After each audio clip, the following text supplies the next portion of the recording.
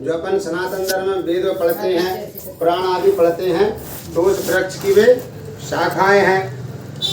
यज्ञ फूल हैं, जो अपन यज्ञ आदि अनुष्ठान करते हैं। यज्ञ का मतलब यज्ञ स्वाहा सिर्फ नहीं, बाकी अपन कुछ भी पूजन कर्म करना, यज्ञ आदि अनुष्ठान करना, उनको यज्ञ करना ही कहते हैं। तो ये जो सब करना है जो उस वृक्ष के फूल हैं, जो अपन यज्ञ आदि अनुष्ठान कर रहे हैं। और ये सब करते करते अपन मोक्ष को प्राप्त कर लें, मोक्ष मिल जाए तो वो फल है।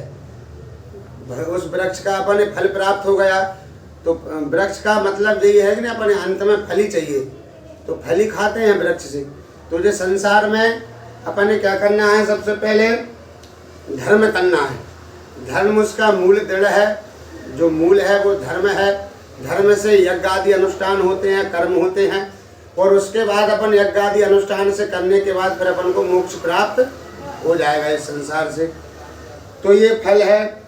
ऐसे विष्णु भगवान को अपन सब नमस्कार करते हुए कथा को प्रारंभ करते हैं कि श्री विष्णु भगवान के क्षेत्र में नैमिषारण्य तीर्थ में शौनकादि 88,000 ऋषि एकत्रित हुए। नैमिषारण्य तीर्थ में 88,000 ऋषि एकत्रित हुए हैं। तो उन्होंने सहस्त्र वार्षिक यज्ञ प्रारंभ किया है। 1000 वर्ष के लिए यज्ञ प्रारंभ हुआ है, मानव कल्याण के लिए ये यज्ञ प्रारंभ हुआ है। तो यज्ञ के मध्य में श्री सूत जी भगवान पधारे हैं, सूत जी विराजमान। तो सूत जी से ऋषियों ने सभी आदर पूर्वक उनसे ये प्रश्न पूछा है, हे सूत जी भगवान, सुख को देने वाले आपने हमें हजारों वृत्तांत बता दिए कि जिससे हमको सुख की प्राप्ति हो। सत्यनारायण कथा से लेकर भागवत जी तक सूत जी ने बताया है ऋषियों को। तो ऋषियों ने यही कहा कि आपने हमें सुख को देने वाले हजारों वृत्तांत आपने हमको बता दिए हैं कि सुख में क्या करना चाहिए, क्या कर्म होते हैं, सब कुछ। प्रभु, लेकिन इस समय लोग भय को देने वाले यम मार्ग का वर्णन सुनना चाहते हैं। हम उस वर्णन को सुनना चाहते हैं जो यमलोक में मरने के पश्चात मिलता है, कर्म के पश्चात मिलता है। संसार के दुख और कष्टों का नाश होने का उपाय सुनना चाहते हैं। अब हमें आप वर्णन तो बता देंगे, उसके बाद फिर हम उन वर्णों से निकलेंगे कैसे, दुखों का नाश कैसे हो सकेगा, वह भी हमें बताइए। तथा इस लोक तथा परलोक दोनों में दुर्लभ हो, ऐसा हमें वृत्तांत आप बता दीजिए कि जीवन को मनुष्य को करना चाहिए क्या, कौन से कर्म करना चाहिए, कौन से नहीं। तो सूत जी ने कहा, पापियों को दुखदाई और पुण्यात्माओं को सुखदाई। ये जो गरुड़ पुराण है और यम का मार्ग है, ये 2 प्रकार का बनाया गया है। यम मार्ग 2 तरह का होता है, एक पापियों के लिए होता है और एक पुण्यात्माओं के लिए होता है। रूम एक ही है, कक्ष एक ही है, लेकिन व्यवस्थाएं 2 प्रकार की होती हैं।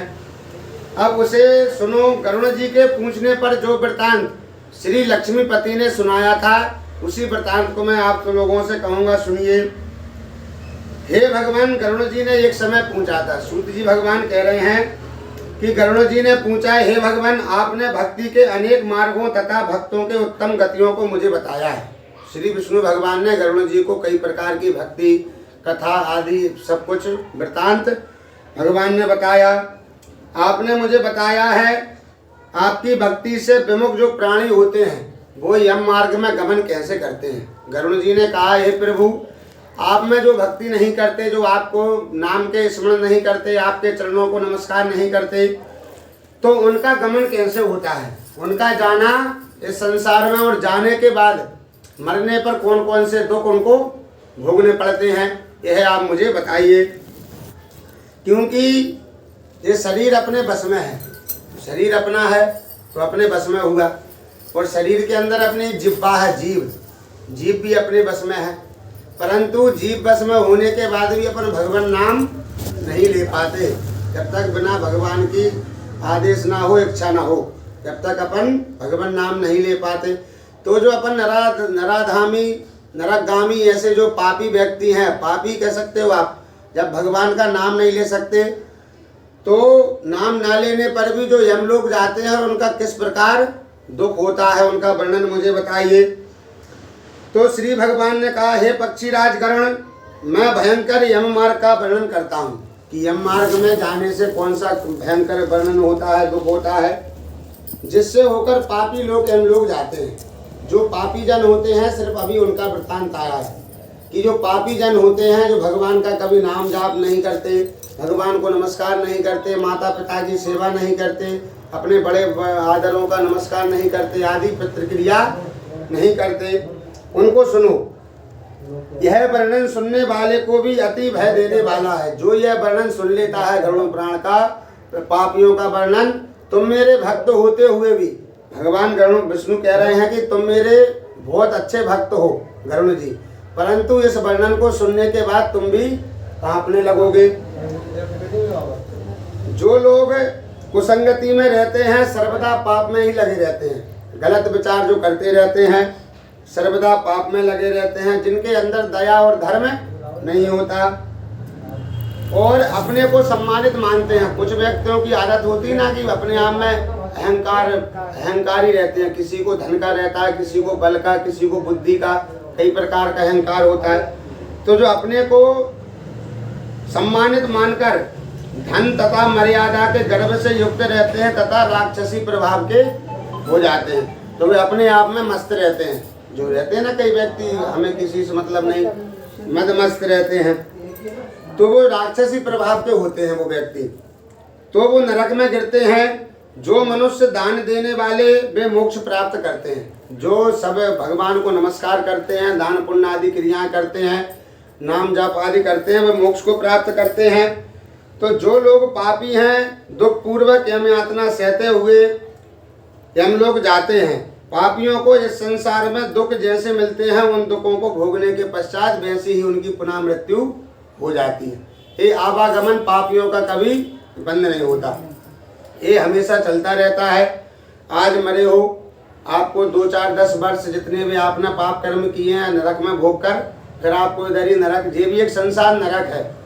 संसार से बड़ा नरक यमलोक में भी नहीं है, मृत्यु लोक जो सबसे बड़ा नरक है।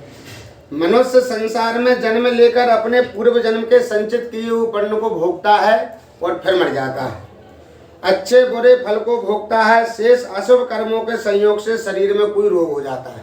यदि कोई कर्म आप नरक में भोग कर आए हो और नरक में भोगने के पश्चात यदि आपके कोई पाप कर्म रह गए हैं, तो इधर आने के बाद अपने शरीर में रोग उत्पन्न हो जाता है। जे अपने पाप कर्म की वजह से रोग दोष आदि होते हैं। अब कौन से रोग कैसे होते हैं उनको सुनो। युवावस्था का वेदनाहीन प्राणी स्त्री पुरुष से सेवित होने पर भी फिर भी बलवान सर्प के समान काल एकाएक सिर पर मारा जाता है। व्यक्ति कैसे मर जाता है? जैसे बड़ा बलवान सांप हो, बड़ा बलवान सर्प होता है जो वो बामी में रहता है, बामी जो उसमें, यदि आप उसके ऊपर बामी पर लट पटको तो सांप मर जाएगा क्या? नहीं मरता ना। ऐसी व्यक्ति की इच्छाएं जुड़ जाती हैं। सब संसार में अपन एकाएक हो जाते हैं कि बामी को पीटते हैं, लेकिन अपन जो सोचते हैं कि हम सब एक हो गए, एक हैं, ऐसे अपन कर्म करते हैं। तो वृद्धावस्था के कारण रूपहीन होकर घर में मृतक के समान रहता है। जो पापी व्यक्ति होते हैं जन्म लेकर, अब मृत्यु लोग नरक कैसे है उसको सुनिए। अपन नरक भोग कर उधर से आए, ऊपर से अपन नरक भोग कर इधर आए। सबसे ज़्यादा नरक की यातनाएं मिलती हैं गर्भ में माता की। जीते जी व्यक्ति 3 महीने में जो कष्ट होता है, 6 महीने में चिष्ट आ जाती है, वर्णित आएगा इनमें। तो 3 महीने में व्यक्ति को पूरे नरक, एक तो नरक कितने होते हैं? 84 लाख। 84 लाख नरक हैं और 84 लाख अपनी योनियाँ। तो इन सब में अपन को भटकना है। और सबसे ज़्यादा नरक की घटना बताइए माँ का गर्भ, पीड़ा के मानने से। जो पीड़ा होती है 3 महीने में माता के गर्भ में, उतनी पीड़ा कोई से नरक में नहीं होती। तो सबसे पहले तो वो नरक आपने भोगा, आप आए और किसी का कर्म, किसी का धन, लेकिन आप ऐसे लोगों द्वारा पाले पोसे जाते हो, ना आपके कोई हैं ना कुछ। और अंत समय में आपकी क्रियाएं अच्छे कर्म हैं पहले के, तो आप बढ़िया, कोई रोग नहीं होगा शरीर में, लेकिन नहीं तो बच्चों को शुरू से ही रोग हो जाते हैं, कोई अंधा हो जाता है, कोई लंगड़ा हो जाता है, कोई पंगा, कोई बोल नहीं पाता, कई प्रकार के रोग होते हैं। ये सब पुराने पाप कर्म के द्वारा मिलते हैं। तो अब व्यक्ति को कब समझना चाहिए कि जब कप में स्वर नलियां रुक जाएं, जब कप की जो नलियां होती हैं वो रुकने लगें, रुक जाएं, आवागमन में कष्ट होता है, खांसी और श्वास के वेग के कारण उसके कंठ में घुर घुर शब्द सुनाई देने लगते हैं। जब व्यक्ति की मृत्यु आने लगती है तो कंठ में घुर घुर आवाज मिश्रित हो जाती है, रुक जाती हैं। और जब यह व्यक्ति पापी व्यक्ति होता है, बूढ़ा कैसे पड़ा है, वह अपने घर में एक कोने में पड़ा रहता है। एक समय वो ही घर चलाने वाला व्यक्ति रहता है, लेकिन पाप कर्म और ये उसके कर्म इतने अच्छे हैं कि वो फिर आगे जाके वृद्धावस्था के कारण एक घर में कोई भी वृद्धावस्था हो सब घर में ही पड़ जाते हैं। एक कोने में कैसे पड़ा रहता है, जैसे घर में कोई कुत्ता पड़ा रहता है स्वान, वैसे वृद्ध व्यक्ति अपनी वृद्धा के कारण, मरीज अवस्था के कारण पड़ा रहता है और कष्टों को भोगता रहता है। बंधु वर्ग से घिरा हुआ वह प्राणी मृत्यु के सन्निकट आता रहता है। मृत्यु उसके निकट आ रही है, परंतु उसके बाद भी वह छूट नहीं पा रहा, अपने बंधु वर्गों में ही लगा हुआ है और घिरा रहता है। बुलाने से भी नहीं बोल पाता, उससे यदि आप बोलोगे तो बोलने में भी कष्ट होता, बोल भी नहीं पाता है व्यक्ति। जब इस प्रकार भी अब भी कुटुंब के पालन पोषण में जिसकी आत्मा लगी रहती है, उस परिवार के प्रेम की वेदना से रोता हुआ वह प्राणी परिवार के बीच में ही मर जाता है। अब ऐसे में व्यक्ति इतने सब होने के बाद, कष्ट भोगने के बाद भी जिसकी आत्मा भगवान में नहीं लग रही अभी भी, अब मरना ही है, 2-4 दिन 10 दिन बचे हैं, 2 मिनट 10 मिनट, फिर भी जे सोच है वो घर में ही लगे रहे कि मेरे मर जाने के बाद मेरे पुत्र का क्या होगा, बहू का क्या होगा, पुत्री का क्या होगा। तो फिर ऐसा व्यक्ति क्या करता है, उनके बीच में ही पड़ा हुआ और उनके बीच में ही मर जाता है। और उस मृत्यु के समय देवताओं के समान प्राणी को दिव्य दृष्टि हो जाती है। जब व्यक्ति प्राण निकलते हैं, पापी व्यक्ति हो या पुण्यात्मा व्यक्ति हो, दोनों को दिव्य दृष्टि हो जाती है, दूर तक सुनने की, दूर तक देखने की और अपने पिछले कर्मों को देखने की अभ्यास हो जाता है, ज्ञान हो जाता है, कुछ भी बोलने में असमर्थ हो जाता है, लेकिन संसार को एक में देखता है। जब मरने के बाद व्यक्ति कुछ क्षण के लिए एक में देखता है तो कुछ बोल नहीं पाता। क्यों नहीं बोल पाता? क्योंकि जीवन ने, संसार में पूरे जीवन उसने काय में लगा दिया कि ये मेरा परिवार है और ये दूसरे का परिवार है। अब मरने के बाद जब एकामय देख रहा है तो बोलने में असमर्थ रहता है। इंद्रियों की व्याकुलता से चैतन्य प्राणी भी जड़ के समान हो जाता है। ये जो अपना शरीर है ये पंचवायु द्वारा बना हुआ है, 5 वायु से ये चल रहा है। प्राण निकलते हैं और जैसे वृक्ष जड़ के समान रहता है, वैसे ही फिर शरीर आप हाथ ऊपर करोगे तो छोड़ दोगे तो नीचे आ जाएगा। फिर शरीर की कोई सामर्थ्यवान नहीं होती, 5 तत्वों से चल रहा है तो व्याकुल हो जाता है, शरीर चेतन हो जाता है, हिलने डुलने में भी असमर्थ हो जाता है। इस कारण समीप में आए हुए यमदूतों के भय से प्राण आदि 5 वायु अपने स्थान से चल देते हैं। जब यमदूत आते हैं, यमदूत दिखने लगते हैं क्योंकि दिव्य दृष्टि प्राप्त हो जाती है। तो जब यमदूत आते हैं, उनके भय के कारण पापी व्यक्ति अपने 5 वायु से, 5 जो शरीर चल रहा है, आकाश, हवा, वायु, पृथ्वी, जल, तो इन चीज़ों जब चलता है अपने अपने में लीन हो जाते हैं। आकाश में आकाश लीन, पृथ्वी में पृथ्वी, वायु में वायु, अग्नि में अग्नि और जल में जल, ये लीन हो जाता है। उस मरते समय पापी को एक क्षण भी कल्प के समान बीतता है। एक कल्प कितना होता है ये जानने की बात है। एक कल्प मतलब 4 युग।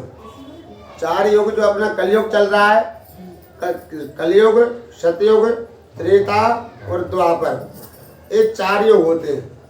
4 युग का एक कल्प होता है। तो जब मरते हुए प्राणी को इतनी पीड़ा होती है कि जब मरता है तो एक क्षण उसको एक कल्प के समान बीतता है। जैसे एक कल्प बीतता है वैसे एक क्षण बीतता है।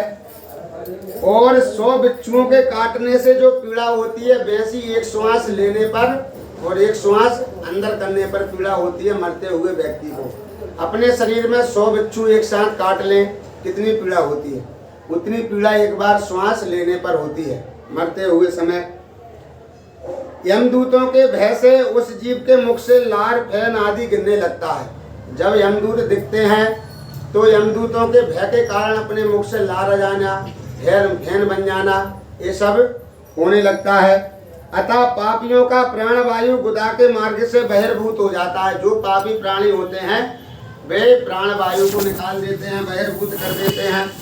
प्राण निकलते समय प्राणियों को यमदूत मिलते हैं। जब प्राण निकलते हैं तो यमदूत बिल्कुल सामने खड़े हुए रहते हैं।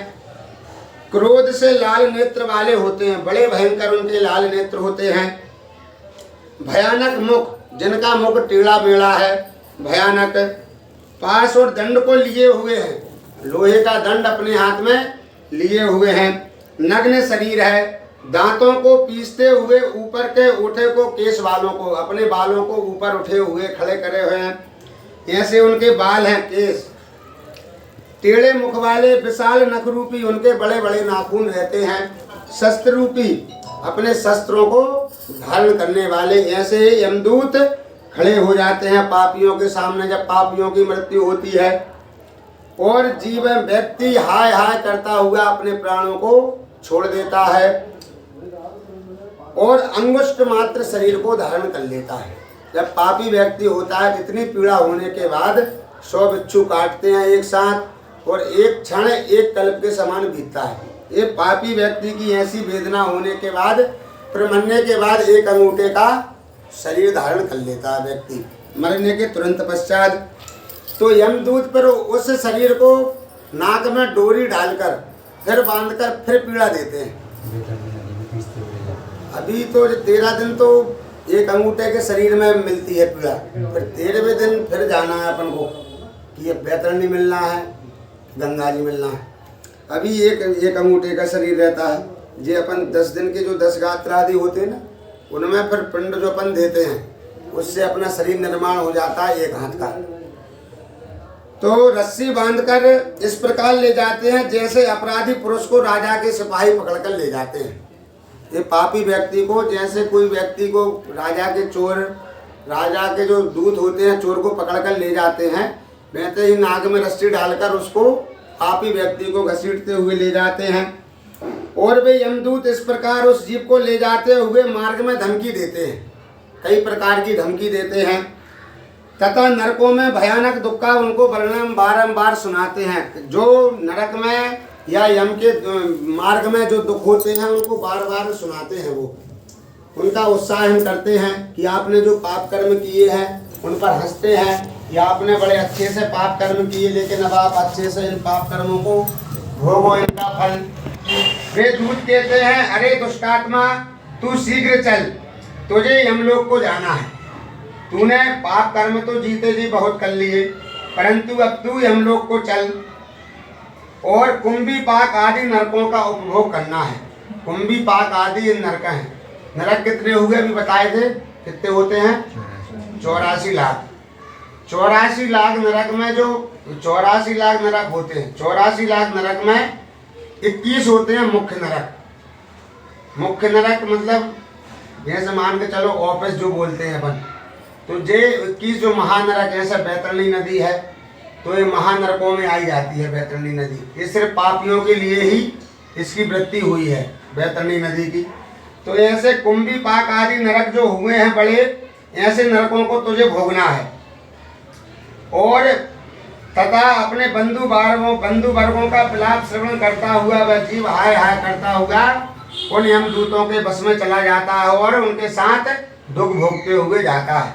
और जब भी वो प्राण निकलने के बाद बंधु वर्ग भी रोते हैं, घर परिवार वाले व्यक्ति, तो उनके रोगों को, रोने को भी सुनकर और उनको सुनकर दुखी होता है और यमदूतों के द्वारा जाया हुआ भी दुखी होता है। दोनों प्रकार से दुख भोगता है। उन यमदूतों के धमकाने से उसका हृदय विदीर्ण हो जाता है। जब यमदूत भड़काते हैं, धमकाते हैं तो विदीर्ण हो जाता है। भय से कांपता हुआ और अपने पापों का स्मरण करता हुआ यम मार्ग में कुत्तों से कटाया जाता है। ऐसे कई प्रकार के अपने जो पाप हैं, व्यक्ति को फिर पूरा स्मरण हो जाता है मरने के पश्चात कि हमने जन्म लेने से मरने तक हमने कौन कौन से अच्छे कर्म किए और कौन कौन से बुरे कर्म किए। तो ऐसे ये पाप कर्मों को सबको अपने अपने देखते हुए और कहीं उस मार्ग में कहीं कुत्तों से कटाया जाता है। जब मार्ग में क्षुधा और प्यास से पीड़ित होता है तो सूर्य की तेज और पवन की प्रवणता लप्त बालू में चलना पड़ता है। यम मार्ग में कितने सूर्य तपते हैं? इधर एक सूर्य तपता है अपने पृथ्वी पर, एक सूर्य तपता है और वो भी 100 डिग्री पर नहीं तपता। 100 डिग्री पर नहीं तपता ना, 45, 50, बहुत सा 50 भी नहीं होता, लेकिन 50 उतने में यम मार्ग में तपते हैं 12 सूर्य। और कैसे तपते हैं? जब जैसे पृथ्वी के अंत प्रलय काल में तपते हैं बिल्कुल 100 डिग्री पर। तो 12 सूर्य जब एक साथ तपते हैं तो रेत में जैसे अग्नि में अंगारे निकलते हैं ना, उधर मार्ग में रेत में बालू में अंगारे निकलते हैं।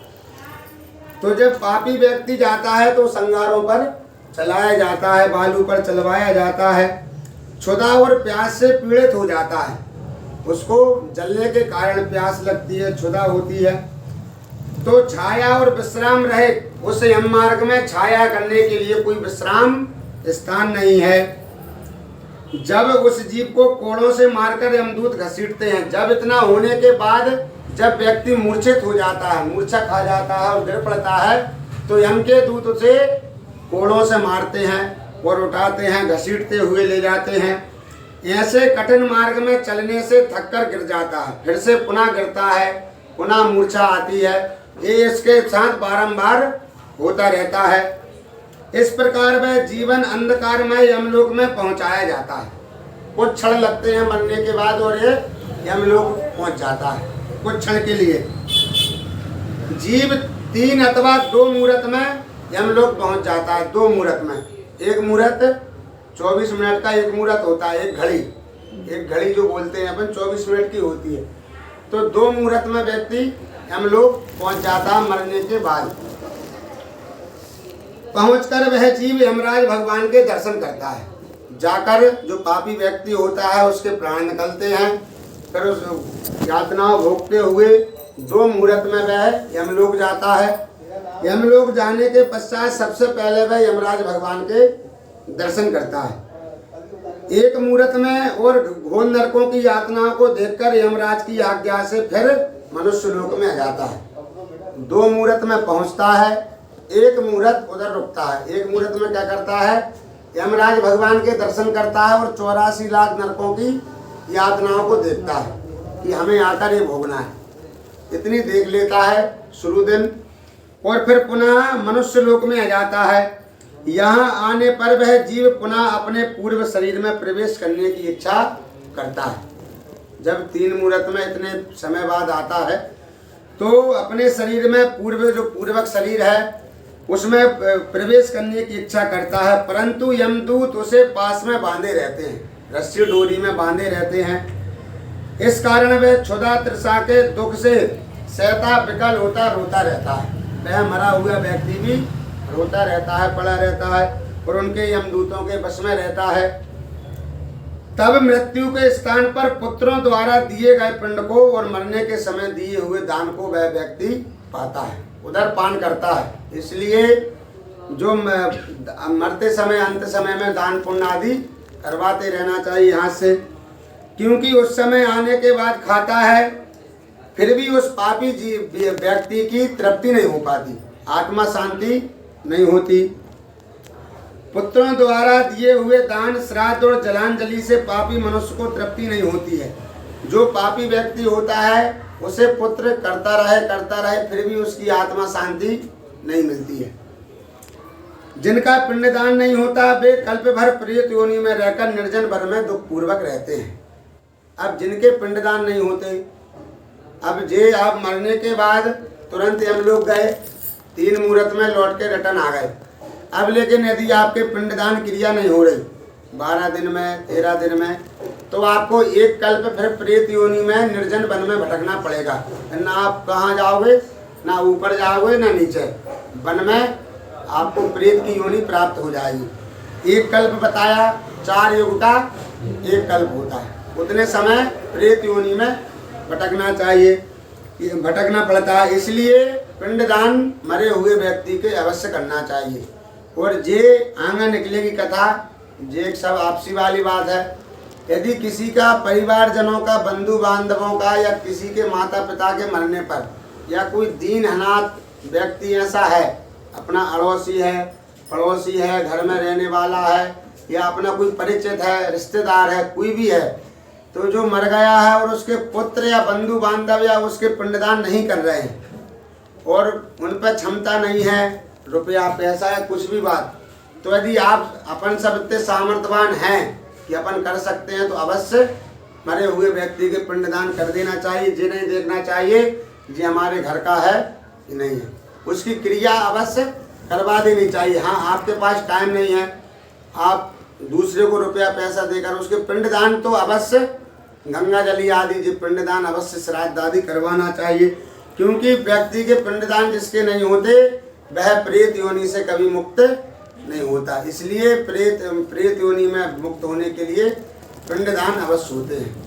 अब बात इधर प्रश्न होता है कि अच्छे और बुरे कर्म का, कि यदि व्यक्ति ने अच्छे कर्म किए जीवन भर और मर गया और फिर उसके पिंडदान ना हुए हो, तो क्या प्रभु उस प्रेत योनि, वो भी प्रेत योनि में भटकेगा। भले ही उसने जीवन भर अच्छे कर्म किए, बिल्कुल भगवान का नाम जब भजन किया, लेकिन जिसका दशगात्र आदि विधान नहीं होता है उसका कोई भी, हाँ ये है कि आपके पुण्य नष्ट नहीं होंगे। एक कल्प आपको 4 युग के बराबर प्रेत योनि भोग कर फिर आपको स्वर्ग प्राप्त हो जाएगा, आपके कर्म नष्ट नहीं होंगे। लेकिन ये है कि एक कल्प तक आपके प्रेत योनि में भटकना पड़ेगा। इसलिए पिंडदान अवश्य करना चाहिए। इसी से पुत्र को 10 दिन का पिंडदान करना चाहिए, क्योंकि 10 दिन के पिंडदान से व्यक्ति का शरीर रूप धारण बनता है, शुरू के 10 दिन तक, 10 गात्र तक। ये कारण उस पिंड के प्रेत दिन 4 भाग होते हैं, प्रतिदिन 4 भाग होते रहते हैं। प्रतिदिन के पिंड से लेके 10 गात्र के पिंडदान तक, 10 गात्र तक के। वैसे तो विधान प्रतिदिन का है, परंतु अपन लोग प्रतिदिन कोई नहीं करता, 10 गात्र कर देते हैं एक साथ। हे करुण, उस पिंड के प्रतिदिन 4 भाग होते हैं, उनमें से 2 भाग पंचभूतों के लिए चले जाते हैं। जितने आप ऐसे आपने एक पिंड बनाया, दान किया, तो उसमें 4 भाग हो जाते हैं। 2 भाग पंचभूतों के लिए चले जाते हैं, जिनसे देह की पुष्टि होती है। देह की पुष्टि जो हुई आपने की है। तीसरा भाग यमदूतों को मिल जाता है, जो आपके साथ यमदूत भटक रहे हैं उनको प्राप्त हो जाता है। और चौथा भाग उस प्रेत को खाने को मिलता है। अब प्रेत शब्द इधर समझने की बात यह है कि जब तक गरुड़ पुराण चलेगा और जब तक अपनी तेज भी गंगा जली नहीं होगी, जब तक मरे हुए व्यक्ति को प्रेत बोला जाता है, प्रेत शब्द लगा रहेगा। तो इसमें जब भी प्रेत आएगा तो इनकी बात पे आप समझना कि इनकी बात हो रही है। क्योंकि जब तक पिंडदान आदि 10 गात्र के बाद सपिंडीकरण नहीं होता है, जब तक प्रेत शब्द नहीं मिटता, प्रेत योनि सूदक काल रहता है। तो प्रेत मतलब इनको खुद को चौथा भाग मिलेगा। इस प्रकार प्रेत 2 दिन तक का पिंडदान खाने को पाता है, प्रथम दिन के और दूसरे दिन के पिंड को पाता है। 10वें दिन के पिंडदान से प्रेत का शरीर निर्मित हो जाता है। जब तक 10 दिन तक प्रतिदिन पिंड पाता रहेगा तो उसका शरीर निर्मित हो जाता है और चलने की सामर्थ्य हो जाती है। फिर वह एक हाथ का शरीर प्राप्त कर लेता है, तो फिर चलने फिरने में सामर्थ्य हो जाता है। हे पक्षियों में श्रेष्ठ गरुड़, पूर्व शरीर के दग्ध हो जाने पर पुत्र द्वारा दिए हुए पिंडों को फिर भी उस जीव को दे मिलता है। वह जीव हाथ भर का शरीर पाकर यमलोक पथ में अपने शुभ अशुभ कर्मों को भोगता है। अब व्यक्ति अच्छे कर्म करे या बुरे कर्म करे, दोनों भोगता कैसा है? एक हाथ के शरीर को पाकर। आपने शरीर दग्ध हो जाएगा, जल जाएगा, गल जाएगा या जल में प्रवाहित हो जाएगा, परंतु आपने अच्छे कर्म किए या बुरे कर्म किए, ये अपना जो पुत्र संतति है, घर वाले हैं, वो पिंडदान करेंगे तो उससे अपन को एक हाथ का शरीर प्राप्त होगा। फिर वह अपन 10वें दिन तक के पिंड को भोगकर अपने शरीर निर्मित करके और एकादशा और द्वादशा जो बोलते हैं श्राद्ध आदि सपिंडीकरण करवा कर उसके बाद फिर अपना मार्ग चालू हो जाता है। अब वे 10 दिन के नाम सुनिए कि 10 दिन में कौन कौन से शरीर प्राप्त हो जाता है, कौन से दिन के पिंड से क्या निर्मित हो जाता है शरीर में, उसको सुनिए। प्रथम दिन के पिंड से सिर उत्पन्न हो जाता है। जब प्रथम दिन का पिंड दान किया जाता है मरने के पश्चात तो सिर की उत्पत्ति हो जाती है। दूसरे दिन के पिंड से गर्दन, कंधा, तीसरे दिन के पिंड से हृदय बन जाता है। तीसरे दिन में सिर से लेकर हृदय बन जाता है। चौथे दिन के पिंड से पीठ, पांचवें दिन के पिंड से नाभि उत्पन्न हो जाती है। छठे दिन के पिंड से कमर, गुदा, लिंग, भंग, मांस और पिंड आदि के रूप बन जाते हैं। सातवें दिन के पिंड से हड्डी आदि बन जाती हैं।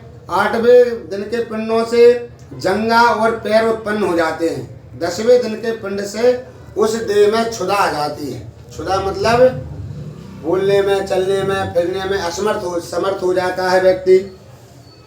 और क्षुधा तृषा की उत्पत्ति होती है। पिंड से उत्पन्न शरीर का आश्रय लेकर भूख प्यास से पीड़ित प्रेत 11वें दिन और 12वें दिन को श्राद्ध को फिर पाता है। 10वें दिन के अपने शरीर बना लेता है। 10 दिन के पिंडदान के पुत्र द्वारा दिए जाते हैं। फिर 11वें और 12वें दिन के पुष्टि करता है, अपने खाने को लिए रखता है। और 13वें दिन यमदूतों से बंधा हुआ वह जीव बंधे हुए बंदर के समान अकेला चला जाता है। जैसे बंदर, एक बंदारी पकड़ने वाला आता है, एक बंदर को ले जाता है, उसी प्रकार अकेला चला जाता है। हे गरुण, बैतरणी को छोड़कर केवल यमलोक 46,000 योजन विस्तीर्ण है। बैतरणी नदी को छोड़कर सिर्फ यमलोक 86,000 योजन में फैला हुआ है। अब इस जीवन को प्रतिदिन 24 घंटों में क्रमशः करना है। ये अपन चलने के लिए समय अपने लिए कितना है? सिर्फ 24 घंटा, 24 घंटे का ही समय है। तो क्रमशः 247 योजन यमदूतों के संग निरंतर चलना पड़ता है। 247 योजन, 3 किलोमीटर का एक कोस होता है, 4 कोस का एक योजन होता है। 4 कोस का एक योजन, तो 86,000 योजन में फैला हुआ है बैतरणी नदी को छोड़कर। तो 247 योजन प्रतिदिन यमदूतों के साथ पीड़ा भोगते हुए व्यक्ति, मरा हुआ पापी व्यक्ति जाता है। और मार्ग में 16 ग्राम पड़ते हैं, 16 नाम के ग्राम पड़ते हैं, नगर। उनको पार करते हुए व्यक्ति अपनी दुखों को भोगता हुआ, फलों को भोगता हुआ यमदूतों के साथ जाता है। बोलिए गरुड़ भगवान की जय। अब इतना सुनने के बाद गरुड़ जी ने आगे पूछा, हे प्रभु, हे भगवान, यमलोक का मार्ग का कितना दुखदाई है? आपने मुझे यम मार्ग तो बता दिया कि कितना बड़ा है, एवं कितनी विशेषताएं हैं कि जाने कितने दिन लगेंगे, क्या है। और आपने मुझे मरने की क्रियाएं बता दी कि मर जाऊंगा, पापी व्यक्ति मर गया। अब मुझे प्रभु ये बता दीजिए कि मरा हुआ पापी व्यक्ति जो है वो ये उस यम मार्ग में जाएगा, 247 योजन चलेगा, तो चलने पर उसके साथ और कौन सी पीड़ा उसको सम्मिलित रहेगी? श्री भगवान ने कहा, हे गरुण, यमलोक का मार्ग अत्यंत दुखदाई है। उसे सुनकर मेरे भक्त होते हुए भी तुम कांपने लगोगे। उस यमलोक में वृक्षों की छाया नहीं है। इतना बड़ा यमलोक है परंतु कहीं भी वृक्ष नहीं है। वृक्ष तो है परंतु छाया नहीं है जहाँ जीव विश्राम ले सके। और ना तो वहाँ अन्न आदि है जिसको व्यक्ति मनुष्य पा सके, जिससे जीव की प्राण का निर्वाह हो सके। ऐसा कोई सा संसाधन यमलोक में नहीं है। ना तो वहाँ कहीं जल दिखाई देता है जिसे अति प्यासा प्राणी पी सके। आपको 247 योजन चलोगे, प्यास लगेगी, लेकिन आपको पीने के लिए जल उधर प्राप्त नहीं है। उसे हे खागो, उस लोक में 12 सूर्य ऐसे तपते हैं जैसे प्रलय के अंत में सब तपते हैं। जब पृथ्वी का अंत होगा तो जैसे सूर्य तपते हैं, वहाँ परमानेंट 12 सूर्य तपते हैं। वहाँ तपन और हवा में जीव अत्यंत पीड़ित होता है। कई बड़े बड़े विषैले सांपों से कटवाया जाता है। कई बड़े बड़े सर्प हैं, उनसे कटवाया जाएगा, उनके बीच में डाल दिया जाता है। कहीं कहीं कांटों में बीन दिया जाता है, अच्छे बड़े बड़े कांटों के बीच में डाल दिया जाता है व्यक्ति को। कहीं पर घोर सिंह बड़े बड़े शेर व्याघ्र आदि हैं उनके बीच में डाल दिया जाता है। कहीं कुत्तों से खाया जाता है, तो कुत्तों के द्वारा खिलवाया जाता है कि आप किसी का कर्जा लेकर मर गए हो, रुपया पैसा लेकर मर गए हो, नहीं दिया है तो उधर कुत्ते आपसे वसूलते हैं। इसके बाद कहीं बिच्छुओं के वन में डाल दिया जाता है कि बिच्छू पूरे शरीर में काटते हैं उस पापी व्यक्ति को। कहीं अग्नि में जलाया जाता है, कहीं अग्नि में पका देते हैं, पापी व्यक्ति को पकाते हैं। इसके बाद एक 80 पत्र वन है। इतना सब होने के बाद बिच्छू से कटवाया गया, कुत्तों से, सर्पों से, सांगरों से, व्याघ्रों से आदि, और अग्नि में भी जलाया गया। अब इसके बाद क्या करते हैं, एक 80 पत्र नाम का एक वन है। जब जले हुए व्यक्ति का शरीर जला हो, अपने अपने शरीर जल जाता है, तो अपन उसमें अपना हाथ नहीं लगा पाते ना, जल जाता है जब, तो अपना शरीर पूरा दग्ध हुआ है, पूरा जला हुआ है। एक 80 पत्र नाम का वन है। फिर जलने के बाद उसमें प्रवेश कराते हैं। 80 पत्र वन नाम क्या, उसका काम क्या है, उसके पत्ते तलवार के समान नोके हैं, नोके वाले होते हैं। शरीर में स्पर्श होता है पत्ता और शरीर छिन्न भिन्न होकर कट जाता है, जला शरीर। कितनी पीड़ा होती है। जिसका विस्तार 2000 योजन का है। उस वन में कितना फैला हुआ है वन, 2000 योजन, 2000 योजन में है। 8000 कोस, 24,000 किलोमीटर में वह वन फैला हुआ है। अब इतने वन में आपको जलते हुए शरीर को लेकर पीड़ा भोगते हुए जाना है। पत्ते ही पत्ते हैं उस वन में, लकड़ी नहीं है, पत्र हैं, पत्ते हैं सिर्फ, तो पत्तों से आप बच सको तो बच जाइए। ऐसे भोगते हुए वह वन कौवा, गीद, उलूक, शहद की मक्खियों से भरा हुआ है। अब इनसे आप बच गए तो शहद की मक्खियों से कटवाया जाएगा। गीद जो आदि पक्षी, कौवा आदि, उलूक जो होते हैं जो मांस को क्षण भर में खा जाते हैं, जो मांस को चाहने वाले जो गीद पक्षी होते हैं, ऐसे ऐसे बड़े बड़े उधर पक्षीगण आदि निवास कर रहे हैं, उनसे कटवा दिए जाओगे। और वन के चारों ओर दावाग्नि लगी रहती है, ये सब पीड़ा होती रहती है और चारों ओर अग्नि जलती रहती है। बीच में आप खड़े हो, आपके मध्य में ये पीड़ा हो रही है और चारों ओर अग्नि का लपटें आ रही हैं, तेज आ रहा है। जब डांस और मक्खियों के काटने के तथा अग्नि की गर्मी से वह जीव वृक्ष के नीचे जाता है। अब व्यक्ति की सोचिए कितनी पीड़ा होती होगी कि चारों ओर अग्नि जल रही है, डांस, मक्खी, बिच्छू, सर्प आदि व्यक्ति को काट रहे हैं, शरीर जला हुआ है, और वह उस जब वन में जाता होगा छाया लेने के लिए, वो पत्ते से उसका शरीर कटकर छिन्न भिन्न हो जाता है, गिरने लगता है। कहीं पर अंधेरे कुएं में गिरा दिया जाता है, सिर्फ अंधेरा ही अंधेरा है, उधर कुछ और दिखाई नहीं देता। कुएं में गुफा जैसा कुआं बना हुआ है अंधेरे में। कहीं पर्वत से नीचे गिराया जाता है, कहीं छुरों की धार के समान तीक्ष्ण मार्ग में चलाया जाता है, जैसे तलवार की नोक होती है तीक्ष्ण, वैसे मार्ग में चलाया जाता है, उन पर चलने को कहते हैं। और कहीं कहीं कीलों के ऊपर चला दिया जाता है, जैसे कीलें होती है ना, कीलों पर चलने के लिए बोल दिया जाता है। कहीं अंधकार युक्त गुफाओं में, सिर्फ गुफाओं में कुछ नहीं है, अंधेरा है, अंधेरा एक अंधेरा ही है, उन गुफाओं में डाल दिया जाता है। कहीं जल में डुबा दिया जाता है, सिर्फ जल ही जल है और आपको कुछ नहीं मिलेगा, जल में डूबते रहो, मरते रहो। कहीं जोंक से भरे कीचड़ में, जोंक आदि, जोंक जानते हो, जोंक ये बसकारे में निकलती हैं,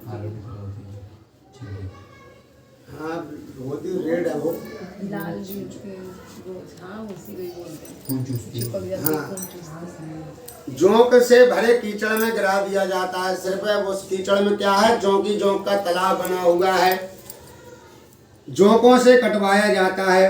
कहीं जलती हुई कीच में गिराया जाता है, कहीं जलते हुए बालू में चलाया जाता है कि उस बालू से अग्नि जैसी अंगारे निकल रहे हैं, उस बालू में आपको चलने के लिए बोल दिया जाता है। कहीं तांबे के समान जलती हुई पृथ्वी पर और कहीं अंगार समूह में झोंका जाता है। जैसे तांबे के उसमें अंगार रखे हो, उसमें आपको रख दिया जाएगा, सेंक दिया जाता है, और अंगार के समूह में झोंका जाता है। जैसे अपन कुछ वस्तु सेंकते हैं, उसी तरह प्राणी को सेंका जाता है, मनुष्य को। कहीं धुएं में व्याप्त मार्ग में चलाया जाता है, सिर्फ धुआं ही धुआं है और कुछ नहीं। अब अपन छोटा सा हवन करते हैं इस रूम में, इधर से ही भगने की पड़ जाएगी सब कुछ होने के बाद, उधर सिर्फ आपको धुएं से ही मार्ग में व्यथा देनी है, फल देना है। कहीं टुकड़ों की वर्षा होती है, पत्थरों के टुकड़ों की, जल की वर्षा नहीं, पत्थरों की वर्षा होती है ऊपर। कहीं रक्त की वर्षा होती है, खून की वर्षा होती है, कहीं पर पीप की वर्षा होती है, कहीं पर मल मूत्रों की आदि वर्षा होती रहती है। ऐसे कष्टों को भोगते हुए कहीं पर खारे कीचड़ की वर्षा होती है, कीचड़ है खारा, उसकी वर्षा होती है। कहीं पर बड़ी बड़ी घोर गुफाएं हैं, कहीं कंदरा में घुसाया जाता है कि अब डाल दिया गया गुफाओं में और छोड़ दिया, जिसमें बहुत ही गहरा अंधकार है, और कहीं दुख से चढ़ने योग्य शिलाएं हैं, बड़ी बड़ी शिलाएं पर्वत आदि बने हुए हैं, उन पर चढ़ने के लिए बोल दिया कि आपके हाथ कटे हैं, पैर कटा है, पैर जला है, मुंह जला है, सांप सर्प ने काटा है, ये सब करने के बाद आपको पर्वत पर चढ़ने के लिए बोल दिया। यदि नहीं चढ़ रहे तो कोड़े पीछे घली रहे हैं, यम के दूत लगे ही हैं। कहीं पीप तथा रक्त से भरे, कहीं विष्ठा से भरे कुंड हैं, जिनमें रहना पड़ता है। पीप आदि रक्तों में भरा पड़ा रहना पड़ता है, कीचड़ में, मल मूत्र आदि में ऐसे कुंड बने हुए हैं बड़े बड़े, जिनमें निवास करना पड़ता रहता है। मध्य मार्ग में एक बैतरणी नाम की घोर नदी आती है। बैतरणी नाम की एक घोर नदी है, वह बीच में आती है मध्य में। जब अपन आधे यम मार्ग में पहुंच जाते हैं, यम मार्ग आधा रह जाता है, जब बैतरणी आती है जो देखने मात्र को भय को देने वाली होती है। वो नदी सिर्फ देखने मात्र से भय को देने वाली है, उसमें जाकर भोगने से तो छोड़ो, सिर्फ जो उसके दर्शन कर ले। और पापी व्यक्ति को वो कैसे देखती है, आया हुआ देखकर जैसे जल खोलता है, वैसे उस नदी का पापी हुए को आए को देखकर जल खोलता है, पापी को आया देखकर, जिसकी वार्ता सुनने से रोमांच आ जाता है। वह नदी 100 योजन चौड़ी है, 100 योजन में वह नदी व्याप्त है, चौड़ी फैली हुई है, जिसमें पीप और रक्त भरा हुआ, और जिसका किनारा हड्डियों से बना हुआ है, हड्डियों से किनारा है, रक्त और पीप से वह व्याप्त है। उसमें रक्त और पीप ही मिलेगा, जिसमें बड़ी बड़ी गहरी तथा बड़े दुखों से पार होने के ऐसे जीव जंतु हैं जो क्षण मात्र में मनुष्य को मांस को खा जाएं। ऐसे ऐसे जीव आदि उधर विराजमान रहते हैं, जिसमें केस ही सेवार है, और जो बड़े बड़े घटियालों से पूर्ण है, जिसमें मांस खाने वाले सैकड़ों प्रकार के पक्षियों का निवास है।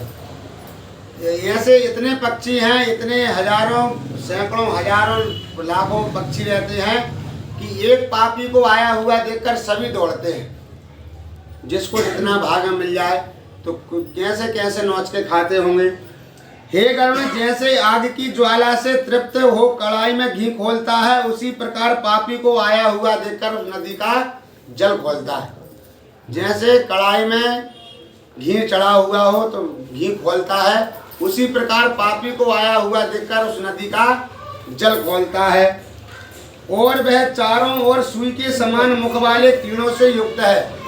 जैसे सुई की नोक होती है, उसी नोक के समान जिसके मुख हैं, जैसे पक्षी गण होते हैं जिनकी जोंक ऐसी नोक है, ऐसे कीड़ों से युक्त वज्र के समान चोंच वाले, जो वज्र को भी समान, जो वज्र के समान है, गिद्ध और कौओं से वह नदी व्याप्त है। उन्हीं से वह नदी भरी हुई पड़ी हुई है, व्याप्त है। मांस भक्षक जलचरों से वह भरी है, जो मांस को ही पसंद करते हैं, मांस के सिवा कुछ खाते पीते नहीं हैं, ऐसे जीव जंतु उसमें निवास करते हैं। उस नदी में छोड़ा गया पापी जीव अत्यंत रोता है, हे भाई, हे पुत्र, हे पिता आदि शब्द बारंबार कहता रहता है, परंतु उधर बचाने कोई नहीं आता, ना भाई आता, ना पुत्र आता, ना पिता आता। जब वह पापी जब भूख प्यास से पीड़ित होता है, जब वही रुधिर और मांस खाने पीने को मिलता है।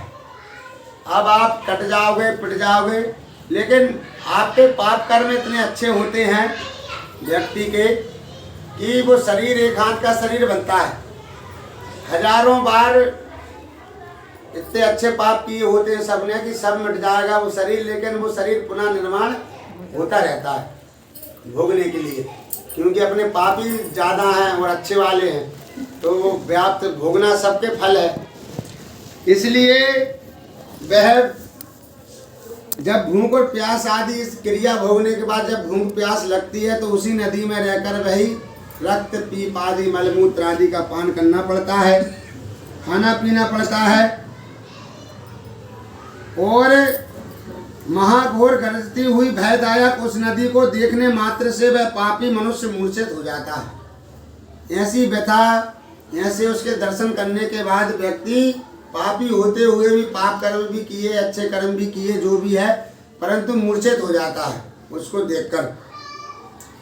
उसमें अनेक प्रकार के सर्प और बिच्छू भरे हुए हैं। सर्प और बिच्छुओं की कोई गिनती नहीं है, इतने सर्प और बिच्छू भरे हुए हैं। उसमें गिरे हुए प्राणी की रक्षा करने वाला कोई नहीं रहता। उसमें व्यक्ति बस पैर रखने की देरी है, फिर आपकी रक्षा करने वाला कोई नहीं रहता। वह पापी जीव नदी के सैकड़ों हजारों भंवरों में पड़कर नीचे पाताल को चला जाता है। कुछ क्षण मात्र का समय लगता है और क्षण भर में पाताल की ओर नीचे चला जाता है। उस जानवर उसको खींचकर उसके मांस के इतने अंग भंग कर देते हैं कि समय नहीं लगता, क्षण मात्र में पाताल की ओर ले जाते हैं। और हे गरुण, पापी जीव के पतन के लिए यह नदी बनाई गई है। सिर्फ पापियों के ही लिए पतन करने के लिए, उनको दुख देने के लिए इस नदी का निर्माण हुआ है। क्योंकि बाकी सब नरक तो किसी के 2 कर्म बेकार हैं, किसी के 10 हैं, क्योंकि कर्म सबके बेकार हैं।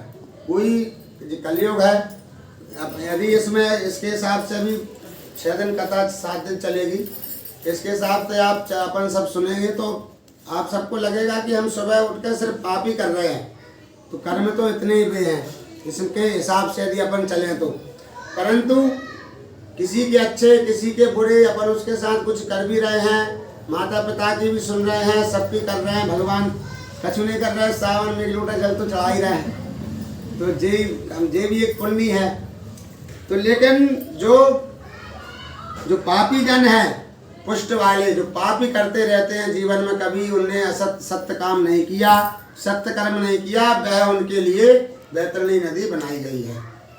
और बाकी सब नरक तो किसी को 2 वर्ष, किसी को 2 दिन ऐसे भोगना है, परंतु बैतरणी नदी में कष्ट बहुत होता है। इस मार्ग में, यम के मार्ग में अनेक प्रकार के दुखों को भोगते हुए रोता चिल्लाता हुआ प्राणी यमलोक को जाता है। कई वर्षों तक पड़ा रहता है, इसी में भोगता रहता है, पाप कर्म के हिसाब से देखता रहता है। किसी को फांसी में बांधकर, किसी को अंकुशों से खींचकर, किसी को शस्त्रों को छेदते हुए, कई प्रकार के शस्त्र रखे रहते हैं यम के दूत, तो उनको छेदते हुए आँख में, नाक में, कान में, कहीं पर छेदते हुए यमदूत पापियों को यमलोक ले जाते हैं। यमदूत किसी की नाक में डोरी डालकर, किसी की कान में डोरी डालकर, किसी को कालपास में बांधकर, किसी के कौवा के समान खींचते हुए पापियों को यमलोक की ओर ले जाते हैं। बैतरणी नदी में भोगने के बाद नाक आदि में डोरी डालकर उसको खींचते हुए, घसीटते हुए, घसीटते हुए ले जाते हैं। उस पापी और दुखी जीव के मुंह से रुधिर गिरता है। जब इतना कष्ट होगा, कोई भी व्यक्ति हो, पाप, अब वो पुण्यात्मा होता है, जीवात्मा, पापी होता है पुण्यात्मा, लेकिन उसके मुख से रुधिर गिरने लगता है। इतनी पीड़ा मिलने के बाद मुख से रुधिर, खून आने लगता है, फिर उसी को खाता है। इतनी पीड़ा होती है कि पहले आप उल्टी करो और फिर आप उसी को पाओ। ये बिल्कुल प्रत्यक्ष प्रमाण जीते जी वाला रहेगा। उधर आपके पाप कर्म हैं। यमदूत बढ़ते नहीं हैं, पहले आप उनका पान करो, क्योंकि आपके उधर कर्म अच्छे देखने, अच्छे आपने क्या किया और बुरा क्या किया, सिर्फ आपके कर्मों का हिसाब होना है। उधर आप कैसे थे कैसे हो, इनसे आपका कोई मतलब नहीं है। इसलिए वो घसीटते हुए ले जाते हैं, रुधिर को डालते हुए, और रुधिर को खाना पड़ता है। यमदूत यमलोक ले जाते गर्दन, भुजा, पैर में सीकड़ बांधकर और उन पर लोहे के भार लादकर उनको रास्ते में चलने को कहते हैं।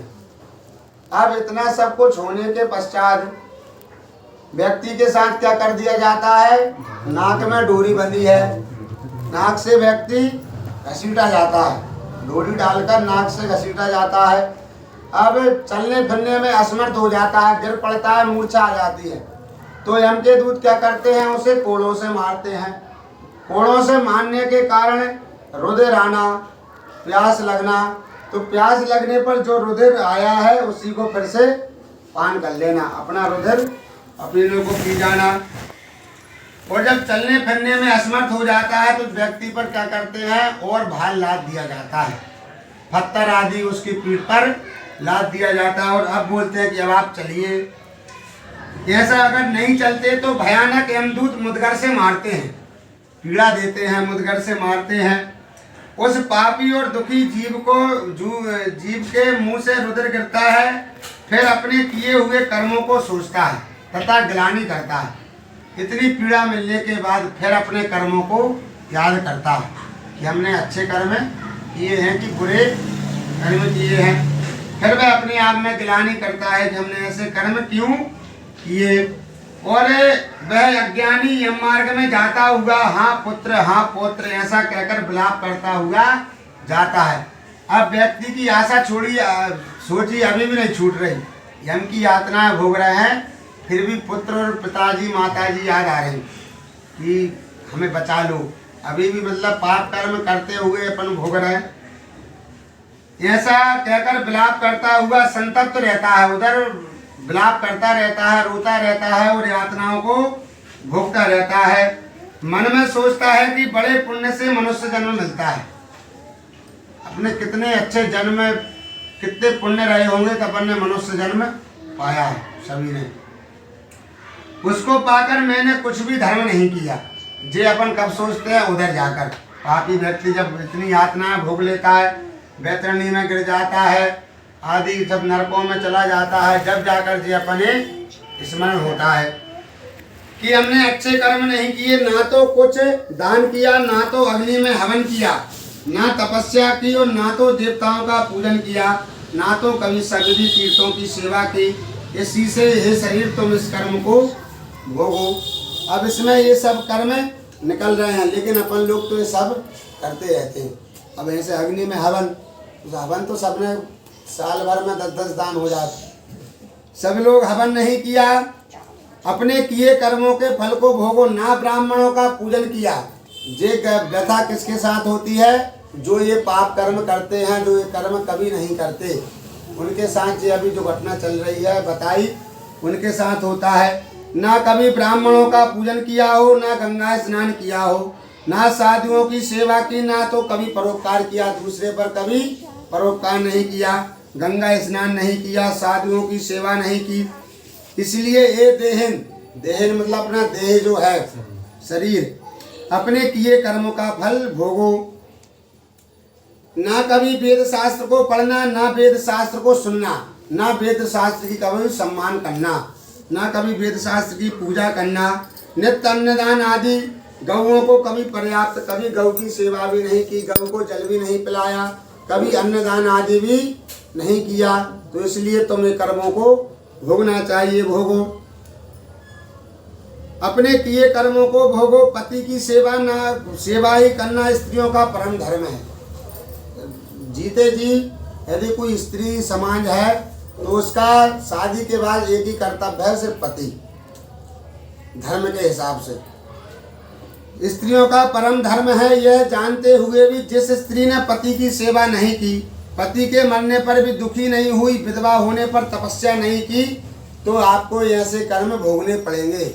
इसलिए पति की सेवा अवश्य करनी चाहिए और पति में ही तत्पर रहना चाहिए। अपने किए हुए कर्म का फल भोगो।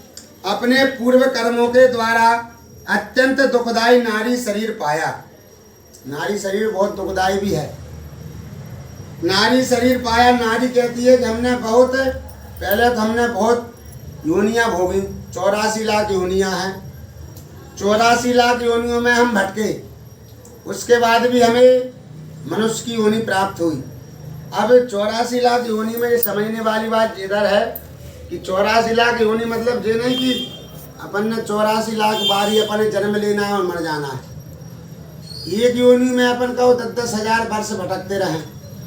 जैसे एक योनि काय की है, पक्षियों की है, तो उसमें कितने प्रकार के पक्षी होते हैं। कौआ होता है, उल्लू होता है, गिद्ध होता है। ये पक्षी योनि में आए ना, तो जो योनि एक हुई, तो आप अब आपके कर्म के हिसाब से देखना पड़ेगा कि अपन ने अब ऐसा पशु की योनि है, किसी को पशु की योनि मिल गई, तो अब कब तक रहना है। ये योनि अपन ने एक जन्म ले लिया, कुत्ते का, एक गाय का, एक किसी का, बिल्ली का, सर्प का, बिच्छू का, ये सब पशु है ना, तो ये पशु योनि। इसलिए 84 लाख योनियों में भटकना है। ऐसे एक योनि वृक्षों की है, तो वृक्ष में कितने प्रकार के वृक्ष हैं, कौन से वृक्ष बन गए, कौन से कट गए। इसलिए 84 लाख योनि भटकना, जन्म लेना एक अलग है और 84 लाख योनियों में भटकना एक अलग है।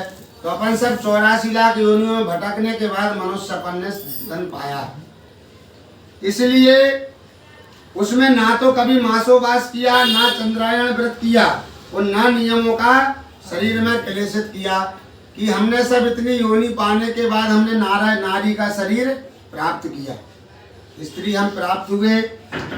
हमने करने के बाद ना तो कभी मासोवास व्रत किया, ना कभी मास में महीने में व्रत किया, ना चंद्रायण व्रत किया, ना तो नियमों के द्वारा उस शरीर को क्लेशित किया, ना हमने नियम धर्म माने कि हमारे कौन से ऋतु काल के मध्य में नियम होते हैं, भगवान की सेवा ना करना, भगवान की सेवा करना, हमने ऐसे नियमों का पालन कभी नहीं किया। इसलिए अपने बुरे कर्मों को भोगो। हमारा मानव शरीर कहाँ चला गया। जब यम यातना ऊपर मिलती है तो व्यक्ति यातनाओं को भोगता हुआ, स्त्री हो या पुरुष, दोनों यही कहते हैं कि हमारा मानव शरीर कहाँ चला गया। ऐसा कहता हुआ वह जीव यम मार्ग में आगे बढ़ता रहता है और अपनी यातनाओं को भोगता रहता है। 17 दिन तक वह प्रेत रूपी जीव वायु के समान चलता है। 17 दिन, 13 दिन से 13वें दिन से निकलता है, 17 दिन तक चलता है। 17 दिन चलते हुए वह जीव कहाँ पहुँच जाता है, सोमपुर नगर में पहुँच जाता है। तो 13 और 17 कितने होते हैं, 1 महीना हो जाता है। तो 1 महीने के बाद जो अपन 1.25 महीने का जो भोग लगाते हैं, 1.25 महीने में भोग लगाते हैं ना, तो उसे पुष्पभद्रा नदी के तट पर पहुंचकर महान प्रेत गणों के रहते हुए वो प्रेत या पितृ दुखी होकर वो होम धूप आदि जो घर के द्वारा दिया जाता है अन्न धन, उसको वह व्यक्ति सोमपुर में प्राप्त करता है 1.25 महीने के अन्न को। उधर जाकर 17 दिन तक निरंतर चलने के पश्चात, और उधर जाकर सोमपुर में क्या है, पुष्पभद्रा नाम की नदी है। उस नगर में पुष्पभद्रा नाम की नदी है और वही अत्यंत सुखकारी और सुंदर एक बट वृक्ष है। उधर पर जाने पर एक वृक्ष की प्राप्ति होती है जिसमें अपन छाया ले सकते हैं, नहीं तो यम मार्ग में कहीं पर छाया नहीं मिलती। यमदूतों के साथ जीव वहां पर विश्राम करता और स्त्री पुत्र आदि के सुख को स्मरण करके दुखित होता है। उस छाया में बैठकर अपने स्त्री पुरुष माता पिता भाई बंधु बांधव आदि के जो साथ में रहा, इस उनका ध्यान करता है, सुखों को स्मरण करता है कि उनके साथ क्या सुख बिताए हमने, कौन से अच्छे कर्म किए, बुरे कर्म किए। ऐसे कर्मों को याद करके दुखित होता है, दुखी होता है। धन नौकर मित्र स्त्री आदि की चिंता करता है, फिर जो कुछ भी संसार में है उनकी चिंता करता है। तब वहां के यमदूत कहते हैं कि धन, स्त्री, पुत्र, भृत्य यह सब सुख भोगने वाले कहाँ हैं? तूने जीवन में व्यक्ति पाप कर्म सिर्फ परिवार बंधु के कारण पाप कर्म करता है। कोई हो, स्त्री हो, पुरुष हो, कोई भी है, वो अपनों के कारण ही बुरे कर्मों को करता है, स्वयं के लिए कोई नहीं करता। ज्यादा कर्म बेकार स्वयं के लिए होते हैं, लेकिन ज्यादा कर्म परिवार के लिए होते हैं, किसी भी प्रकार के होना। तो यमदूत कहते हैं कि तू इतनी यातना भोग रहा है, दुखी हो रहा है, बैतरणी नदी में गिर पड़ा है, तू कई वर्ष उधर रह रहा है, सब कुछ है। अब मुझे तुझे बता दे, तेरे नौकर, पुत्र आदि, माता पिता, बंधु, भाई बांधु ये कहाँ हैं? हमें तो दिखाई नहीं दे रहा है। जो सुख में तो तेरे साथ थे, परंतु दुख में तू अकेला है।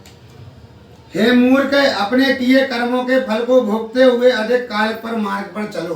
दूत कहते हैं कि तुम मूर्ख हो, तुम अपने कर्मों को भोगते रहो, तुम कभी इससे निवृत्त नहीं होगे। तुम जे एक नरक से दूसरे नरक में और दूसरे नरक से तीसरे नरक में गिरते रहोगे। हे परलोक यात्री, तू यम के पराक्रम को नहीं जानता। तूने अपने तुझे कुछ क्षण के लिए तूने इतना कष्ट भोगा। व्यक्ति की आशा देखिए कि व्यक्ति ने प्रथम दिन से मरने के पश्चात 1 महीने तक कष्ट भोगा, फिर 12 दिन तक नीचे रहा, मृत्यु लोक में फिर भोगा, फिर उधर जाकर यम मार्ग में भोगा, बैतरणी नदी में सांपों से कटवाया गया, कुत्तों से कटवाया गया, पीप आदि मलमूत्र के कीड़ों में पड़ा रहा, सब कुछ क्रिया हुई, परंतु कुछ क्षण के लिए वृक्ष की छाया मिली, कुछ क्षण के लिए, और उतने में परिवार की बंधु बांधवों के स्नेह में फंस गया। तो यम के दूत कहते हैं कि हे परलोक यात्री, परलोक यात्री, तू यात्री है, तू यम के पराक्रम को नहीं जानता कि यम है कौन। तुम्हारे ऐसे प्राणियों के साथ चलने वाले हम यमदूत के बल को तू नहीं जानता। हम तेरे साथ चल रहे हैं, लेकिन तू हमारे बल को नहीं जानता है कि हम तेरे साथ क्या कर सकते हैं। तूने कभी ऐसा प्रयत्न नहीं किया जिससे तुझे यम यातना ना हो। ऐसा तूने एक भी कर्म नहीं किया जीते जी कि जिससे तुझे यम की यातना ना भोगनी पड़े। ना तो तूने मुझे निश्चय करके यमलोक को चलना पड़ेगा, ना तूने अच्छा कर्म किया, ना हमको नमस्कार किया, ना चित्रगुप्त को नमस्कार किया, ना यमराज भगवान को नमस्कार किया, जिससे तुझे यमलोक ना चलना पड़े। इसलिए यमलोक तो तुझे चलना होगा, इसमें अब कोई मोल भाव नहीं होगा। अब इधर कोई मोल भाव नहीं हो सकता। यमलोक को तो बालक भी जानते थे, क्या तूने यम यात्रा नहीं सुनी? यम की यातनाएं सभी जानते हैं। क्या यम के दूत बोलते हैं कि तूने कभी जीते जी यम की यातना नहीं सुनी? क्या ब्राह्मणों के मुख से कभी प्राण को भी नहीं सुना? यमदूत ऐसे कहकर मुदगरों से मारते हैं, उधर छाया में बिठालते हुए समझाते हैं और मुदगरों से मारते रहते हैं। तब वह मूर्छित हो जाता है और गिर पड़ता है, फिर मूर्छा आ जाती है मुदगरों के कारण। फिर उड़ता दौड़ता यमदूतों के फंदे से बलपूर्वक घसीटा जाता है। जैसे भी बनता है, उठते बैठते घसीटते हुए, नाक में डोरी डली है तो वो जो घसीटते हुए ले जाते हैं। घर में से 13वें दिन भूलिया है कांच। घर में से 13वें दिन जब जीव चलता है और 18वें दिन सौम्यपुर नगर में पहुंचता है, वहां पहुंचकर इसने अथवा श्रद्धा पूर्वक पुत्र पौत्रों द्वारा दिए मासिक श्राद्ध का भोजन प्राप्त करता है। जो व्यक्ति 13वें दिन चलता है, एक दिन शुरू करता है, 18वें दिन सौम्यपुर में पहुंच जाता है, तो अपने परिवार बांधवों द्वारा जो मासिक श्राद्ध दिया जाता है, जो अपन होम बोलते हैं, उसको वह प्राप्त करता है। और कुछ अपने आनंद पूर्वक देने वाले कुछ क्षण के लिए वो भोजन प्राप्त होता है। शौरीपुर में यम के स्वरूप को धारण करने वाला जंगम नाम का राजा होता है। उस नगर में यम भगवान के स्वरूप को धारण करने वाला, उनके स्वरूप जैसा बना हुआ है, जंगम नाम का राजा है। उसको देखकर भयभीत हो जाता है पापी व्यक्ति, उनको देखकर भयभीत हो जाता है और वहीं विश्राम करता है। उस नगर में पहुंचकर त्रिपाक्षिक श्राद्ध में दिए हुए अन्न जल का भोजन करता और उस नगर को पार करता होगा। इसके बाद वह प्रेत शीघ्रता से नगेंद्र भवन की ओर चल देता है। 16 नगर निकले हैं, याद रहेगा ना सबको। अभी कितने योजन में फैला है यम मार्ग? 86,000 योजन में। 247 योजन अपन को प्रतिदिन चलना है, यात्रा अपन को सफल करनी है। 247 योजन प्रतिदिन चलना है और 286,000 योजन में वह फैला हुआ है। 3 किलोमीटर का एक कोस होता है और 4 कोस का एक योजन होता है। 246 योजन तो 246 योजन अपन को प्रतिदिन चलना है। और चलना भी कैसे है? जिनमें पीड़ा निकली है उनको भोगते हुए, कुत्तों से भी खाए जाना है अपन को, सर्पों से भी कटवाना है, बिच्छुओं से भी, बैतरणी नदी में भी गिरना है। ये जो अभी कर्म सुने ना अपन ने, ये भी अपन को चलते चलते सब करना है, क्योंकि अपन ने कर्म भी अच्छे किए हैं। इसलिए तो ऐसे करते हुए वह भवन की ओर चलता रहता है। वहां से चलकर चित्र भवन नामक नगर में पहुंचता है। वहां विचित्र नाम का यमराज का छोटा भाई विराजमान रहता है। कुछ समय 5.5 महीने चलने के बाद ऐसे भवन निकलते हैं तो 6ठे महीने में कहाँ पहुंच जाता है? चित्र भवन नामक नगर में। वहां विचित्र जी का छोटा भाई, यमराज जी का छोटा भाई विचित्र नाम का राजा राज करता है। वहां बड़े शरीर वाले विचित्र जीव को रखकर वह भागना चाहता है, परंतु परवश में पड़ा रहता है। वह व्यक्ति उन यमदूतों को छोड़कर उधर से भागना चाहता है। अब उससे यातनाएं सही नहीं जा रही। 6 महीने हो गए इतनी यातनाएं भोगते हुए, और अभी अपनी यातना तक अभी पहुंचे नहीं हैं। एक कारण ये भी है कि अभी सिर्फ अपन मार्ग पर चल रहे हैं। अभी अपन को जेल तक, सीधा सा उदाहरण है, जेल में अभी अपन पहुंचे नहीं हैं। अभी अपन सिर्फ थाने में भटक रहे हैं और पुलिस वालों द्वारा जो कष्ट होते हैं वो भोग रहे हैं। सजा बुलना है, अब अभी तो जेल भोगना है, वो एक अलग है। 6 महीने हो गए हैं ये सब कष्ट भोगते हुए। भागना चाहता है परंतु परवश में पड़ा रहता है। तब उस प्रेत के आगे बैतरणी खेने वाले मल्लाह आकर कहते हैं, अब आते हैं मल्लाह जो नाव चलाने वाले होते हैं ना, वो आकर कहते हैं कि हम लोग बैतरणी नदी के पार उतारने वाले हैं। यदि आपने जीते जी जीवन में अच्छे कर्म और गौदान दी है तो आप आइए और इस नाव पर चढ़ जाइए।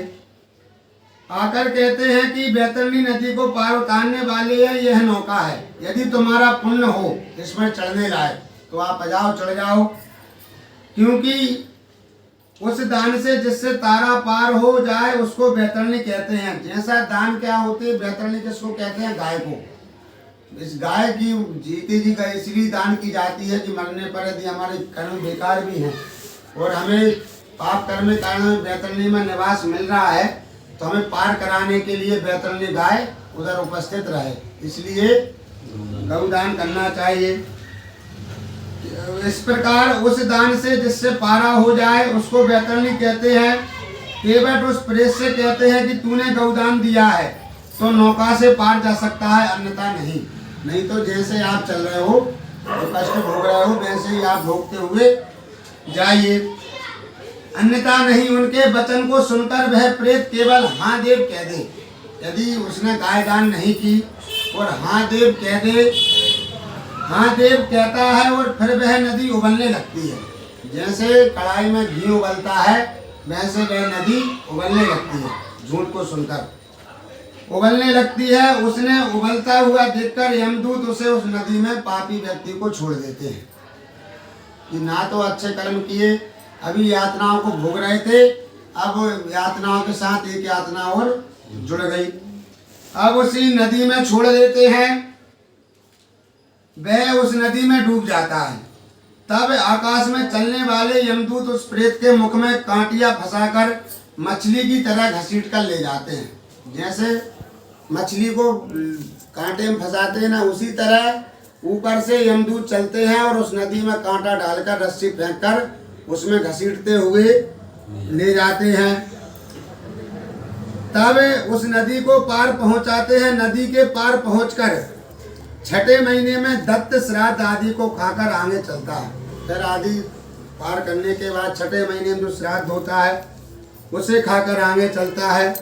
फिर भूख से व्याकुल हो मार्ग में अत्यंत विलाप करता जाता 7वें महीने में वैयपादक नामक नगर में पहुंच जाता है। 7वें महीने में वहां पुत्रों द्वारा 7वें महीने के दिए श्राद्ध आदि को खाकर तृप्त हो जाता है।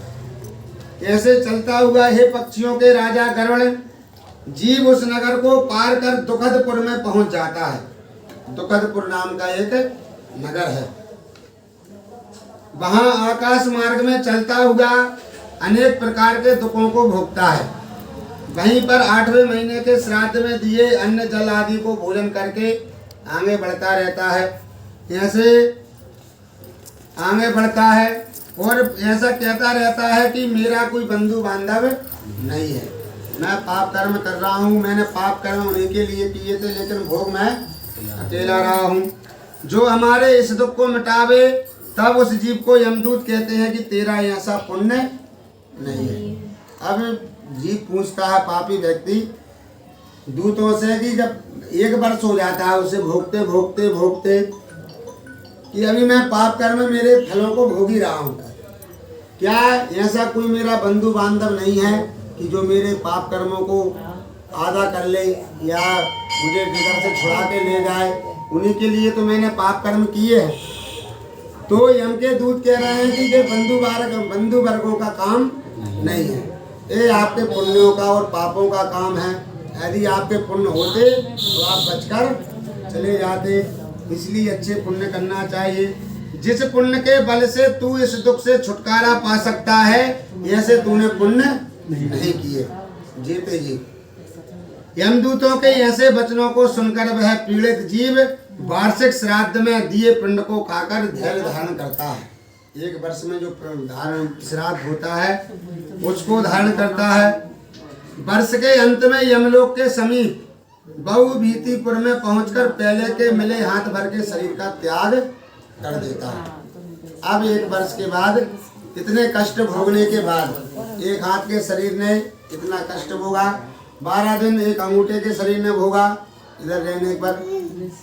अब 10 गात्र के आदि से पिंडदान जो हुए उससे अपन को 1 हाथ का शरीर मिला। तो 1 हाथ के शरीर से अपन ने 1 वर्ष तक अपने जो पाप कर्म है उनको अपन ने भोगा है। अब 12वें महीने के बाद समीप पहुंचकर मिले हाथ शरीर को त्याग कर देता है। कर्मों के फल को भोगने के लिए अंगुष्ठ मात्र का यातना का शरीर प्राप्त हो जाता है। अब फिर से पुनः एक अंगूठे का शरीर प्राप्त हो जाता है। एक इसलिए अब कैसा भोगना है उसे कर्म के हिसाब से कि अब इस नरक में आपको निवास मिल गया तो 100 वर्ष 1000 वर्ष 10,000 वर्ष पड़े रहना है, इसलिए एक अंगूठे का शरीर प्राप्त हो जाता है। जो शरीर की यातनाएं दी जाती हैं वो 1 हाथ के शरीर को दी जाती हैं। तो जिन्होंने मरने के समय ऊर्ध्वदेहिक दान नहीं दिया है, धर्म संचय नहीं किया है, वे इस कारण यमदूत के दृढ़ बंधनों से बंधे कष्ट को भोगते हैं। इसलिए अंत समय में अपन से बने तो अपन से, नहीं तो अपने पुत्र आदि द्वारा अपने माता पिता भूमि सैया पर पड़े हैं, मरने के लिए तत्पर हैं, तो उनके लिए फिर कुछ ना कुछ जल का दान, भूमि का दान, जो भी अपन से बने अन्न का दान करते रहना चाहिए। जल का भी एक दान होता है, कराना चाहिए। उनमें मैं तो दक्षिण मार्ग का हाल बतलाया है। यम मार्ग में मार्ग जाने के कितने द्वार हैं? 4 द्वार हैं। यमलोक में जाने के 4 द्वार होते हैं। तो 4 द्वार में से ये सिर्फ जो आज की कथा हुई है ये सिर्फ दक्षिण मार्ग का निवारण है। दक्षिण मार्ग में ऐसे कष्ट प्राप्त होते हैं। दक्षिण मार्ग से ही केवल पापी लोग जाते हैं। बाकी 3 मार्गों से सत्तात्मा, पुण्यात्मा आदि बड़े बड़े ऋषि जन गंधर्व, नाग, अप्सराएं आदि 3 मार्गों से यमलोक में जाते हैं। यमलोक भी एक जी वर्णन तो आपने सुन लिया, लेकिन यमलोक जे नहीं की दुखों का ही ली है। यमलोक से अच्छा स्वर्ग भी नहीं है कहीं पर। यमलोक बहुत अच्छा स्वर्ग भी है, लेकिन पाप कर्म भोगने के लिए आपको सिर्फ यमलोक जाना है। अच्छे कर्म करोगे तो यमलोक की सभा में जाओगे, चतुर्रूपधारी भगवान विष्णु यमराज के दर्शन करोगे, सब कुछ उस सभा में बैठोगे। लेकिन जो आगे पाप कर्म किए हैं, इतने आपने पाप कर्म जितने बताए हैं इसमें, जो आपने नहीं किए और जो आप सिर्फ सदा तत्पर पाप में ही रहे हो, तो आप दक्षिण मार्ग से होते हुए इस यातनाओं को भोगोगे। क्षुधा और प्यास से पीड़ित होकर जैसे प्राणी जाता है और वहां जाने पर क्या होता है, यह सब मैंने तुमसे कहा। अब और क्या सुनना चाहते हो? तो प्रभु ने कहा, हे गरुण, दक्षिण मार्ग में जो पापी जन जाते हैं, जिनकी दुर्गति होती है, जो सिर्फ पापी हैं, जो बिल्कुल पुण्य नहीं करते, उनकी ऐसी दुर्गति होती है। अब गरुड़ जी ने आगे पूछा है, यम मार्ग का अतिक्रमण करके वह पापी लोग जीव लोक में पहुंचकर जिन किन किन प्रकार की यातनाओं को भोगता है। अभी आपने मुझे बता दिया क्या कि यातनाएं मार्ग में कैसी मिलेंगी, मार्ग का मुझे आपने बता दिया। परंतु प्रभु अब मुझे आप बताइए कि यमलोक का पहुंच गया है वो व्यक्ति, पहुंचने के बाद कौन कौन की प्रकार की यातनाएं उसको प्राप्त होंगी, भोगनी पड़ेंगी। वो मुझसे कहिए। श्री भगवान विष्णु बोले, हे गरुण, बहुबीतीपुर से आगे 44 योजन के विस्तार का बड़ा भारी धर्मराज का नगर है। बहुबीतीपुर 16वां नगर है, सबसे आखिरी नगर। 16 नगर पड़ते हैं इधर से जाने के बाद हम लोग पहुंचने तक। तो बहुबीतीपुर से आगे 44 योजन आगे एक विस्तार का बड़ा भारी धर्मराज का पुर है। यमपुर में पहुंचकर जीव आहाकार करके पूर्वक चिल्लाता है। उसके चिल्लाने को सुनकर यमदूत यमपुर में रहने वाले जाकर धर्मध्वज के नाम के द्वारपाल को बताते हैं, जो उस नगर के रहवासी हैं। तो जब व्यक्ति पापी व्यक्ति जाता है तो वो रोता हुआ चिल्लाता हुआ जाता है, रुदन करते हुए। तो उसकी आवाज को सुनकर जो रहने वाले रहवासी होते हैं वो जाकर उसको बताते हैं द्वारपाल को, जो उस नगर के यमलोक के द्वारपाल हैं, उनको जाकर बताते हैं कि पापी व्यक्ति आ रहा है। धर्मध्वज नाम, जो धर्मध्वज उनका नाम है द्वारपालों का, धर्मध्वज। और द्वारपाल जो सर्वदा में वहां रहते हैं, वह धर्मध्वज चित्रगुप्त जी से जाकर कह देते हैं। धर्मध्वज जो द्वारपाल हैं वह जाकर किससे कहते हैं? चित्रगुप्त जी से। हालांकि चित्रगुप्त जी सब कुछ जानने में सामर्थ्यवान रहते हैं, किसी को बताने की आवश्यकता नहीं है, फिर भी वह उनसे सुनते हैं। और चित्रगुप्त जी जाकर यमराज भगवान से कह देते हैं।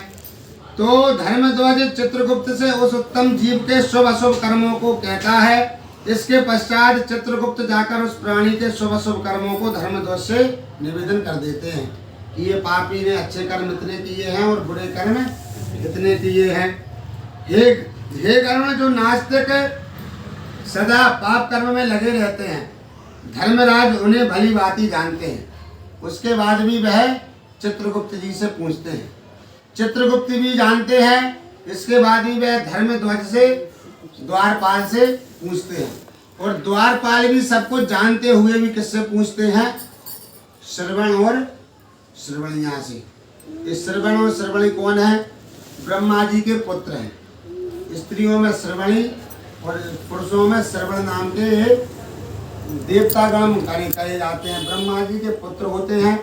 ये सब व्यक्ति की गणना करने के लिए सबके स्थान पर रहते हैं। पुरुषों के कर्मों को देखने के लिए श्रवण रहते हैं, स्त्रियों के कर्मों को देखने के लिए श्रवणी रहती है। इनको दूर से देखने का, दूर से सुनने का, मन के अंदर सबके सामने क्या कौन से कर्म हो रहे हैं, इनको सबका विशेष ज्ञान रहता है। तो ये सब पाप कर्मों को कहते हैं। और अच्छी तरह जाकर चित्रगुप्त जी धर्मध्वज भगवान से जाकर बता देते हैं। और धर्मराज के दूत मनुष्यों के मन, वचन और शरीर से किए हुए शुभ अशुभ कर्मों को भली भांति जानते सत्य बोलने वाले श्रवण लोग मनुष्य और देवताओं के सभी कर्मों को जानने की शक्ति रखते हैं। मन से किए हो, वचन से किए हो, कोई से भी कर्म अपन कहें कि हमने इसने नहीं देखा, उसने नहीं देखा, हमने अकेले मन में कर लिया, किसी को गाली दे दी, ये सब पाप कर्म श्रवण और श्रवणी नाम के व्यक्ति जानते हैं और गणना करते रहते हैं। सूर्य के समय किया हो, चंद्रमा के, वायु, अग्नि, आकाश, भूमि, जल, हृदय, आत्मा, यम, दिन, रात्रि दोनों कालों की संध्या। सूर्य निकला हो जब आपने कर्म किए हो, सूर्य ना निकला हो जब कर्म किए हो, चंद्रमा निकला हो, वायु हवा में किया हो या हवा अग्नि में किया हो, आकाश में किया हो, भूमि पर किया हो, जल में किया हो, हृदय में, आत्मा में, यम में, दिन में किया हो, रात्रि में किया हो या दोनों सिवाय दोनों टाइम की संध्या के समय आपने अच्छे या बुरे कर्म किए हो, किसी के सामने किए हो या अकेले में किए हो, लेकिन श्रवण और श्रवणियाँ सब कुछ जानती हैं। इस प्रकार यमराज पापी मनुष्यों के पापों को भली भांति जानकर उस पापी जीव को बुलाकर अपना भयंकर स्वरूप दिखाते हैं। अब पापी व्यक्ति के सामने भगवान कैसे जाते हैं? यमराज भगवान भयंकर स्वरूप में जाते हैं। वह पापी प्राणी दंड हाथ में लिए बहुत लंबे शरीर वाले भैंसे के ऊपर बैठकर, भगवान का ऐसा शरीर है नहीं ना, यमराज भगवान ऐसे हैं जैसे भगवान चक्रधारी विष्णु भगवान है, वैसा ही स्वरूप यमराज जी का है, लेकिन सिर्फ स्वरूप बदलता किसके लिए? पापियों के लिए दिखता है बस। बाकी पुण्यात्मा यदि उनके दर्शन करेंगे तो चतुर्भुजधारी, हाथ में शंख चक्र गदा पद्म बरमाला पहने हुए विष्णु भगवान आपको यमराज भगवान मिलेंगे। उनके सामने कैसे जाते हैं? बहुत बड़े भैंसे पर बैठकर, हाथ में दंड लिए हुए हैं लोहे का। भयंकर स्वरूप को देखता प्रलय काल के मेघ के समान जिनका गर्जना है, जैसे अंत के समय पृथ्वी का अंत, प्रलय काल के समय मेघ जब आकाश गरजते हैं उस समय उनकी गर्जना रहती है उतनी तेज। कज्जल पर्वत के समान, जो काला पर्वत काजल के समान पर्वत है, कज्जल पर्वत के समान ऊंचा और काला शरीर, उतने काजल के समान उनका शरीर काला शरीर है, जो बिजली के समान चमकते रहते हैं, परंतु काले होने के बाद ही बिजली के समान चमकने वाला शरीर है। 3 योजन का विस्तृत शरीर योजन फैला हुआ है, 3 योजन में फैला है। कितना बड़ा शरीर होगा? बावली के समान विशाल नेत्र हैं, जिनके भयानक दांत, मुख, लाल नेत्र, दीर्घ नासिका, काल, ज्वर, व्याधि आदि की सेना के सहित मंत्री चित्रगुप्त भी भयानक उनके ही स्वरूप में दिखते रहते हैं। जितनी उनकी सेना है सब उसी स्वरूप में वो पापी व्यक्ति के सामने खड़े हुए हैं। अब ऐसी सभा के दर्शन करने के बाद पापी व्यक्ति जीव चिल्लाता है, रोता है। ऐसे चिल्लाते और अपने कर्मों को सोचकर पछतावे इस जीव से चित्रगुप्त महाराज कहते हैं, आज्ञा करते हैं कि अरे पापी मूर्खों, तुम लोगों ने अभिमान से प्रसन्न होकर क्यों पाप को इकट्ठा कर लिया है? तुमने अभिमान में मत्त चूर होकर, अभिमान के कारण तुमने यह अपने पाप कर्मों को इकट्ठा कर लिया है। अच्छे कर्म आपने कभी नहीं किए, इसलिए अब कोई डरने की आवश्यकता नहीं है। जैसे प्रसन्नता पूर्वक पाप कर्म किए हैं उसी प्रसन्नता पूर्वक फल को भोगो। काम, क्रोध और पापियों की संगति से उपार्जित इस दुख को देने वाले पाप को तुमने क्यों किया है? इसलिए कहते हैं कि अच्छों की संगति करना चाहिए, बुरों की संगति नहीं करना चाहिए। कि अब ये पाप का संगति के साथ उपार्जित हो जाते हैं, संगति से ही उपार्जित पद पाप मिल जाते हैं, इकट्ठे हो जाते हैं। पहले बड़े हर्ष से पाप कर्म किया, अब वैसे ही हर्षित होकर, मन को प्रसन्न होकर आप पाप कर्म के फल को भोगो। इसमें कुछ धोखा नहीं किया जा रहा, इसमें जो तुम्हारे साथ कुछ धोखा नहीं हो रहा कि तुम्हारे साथ धोखा हो रहा है कि आप ऐसा नहीं किया वो आपको फल प्राप्त हो रहा है, ऐसा कुछ नहीं। जो तुमने किया है वह उधर जाकर प्राप्त होगा। दरिद्र धनवान यमराज भगवान एक समान सबके साथ बर्ताव करते हैं। मूर्ख हो या पंडित हो या प्रबल हो, निर्मल हो, दरिद्र हो, धनवान हो, यमराज के समान बर्ताव एक समान करते हैं।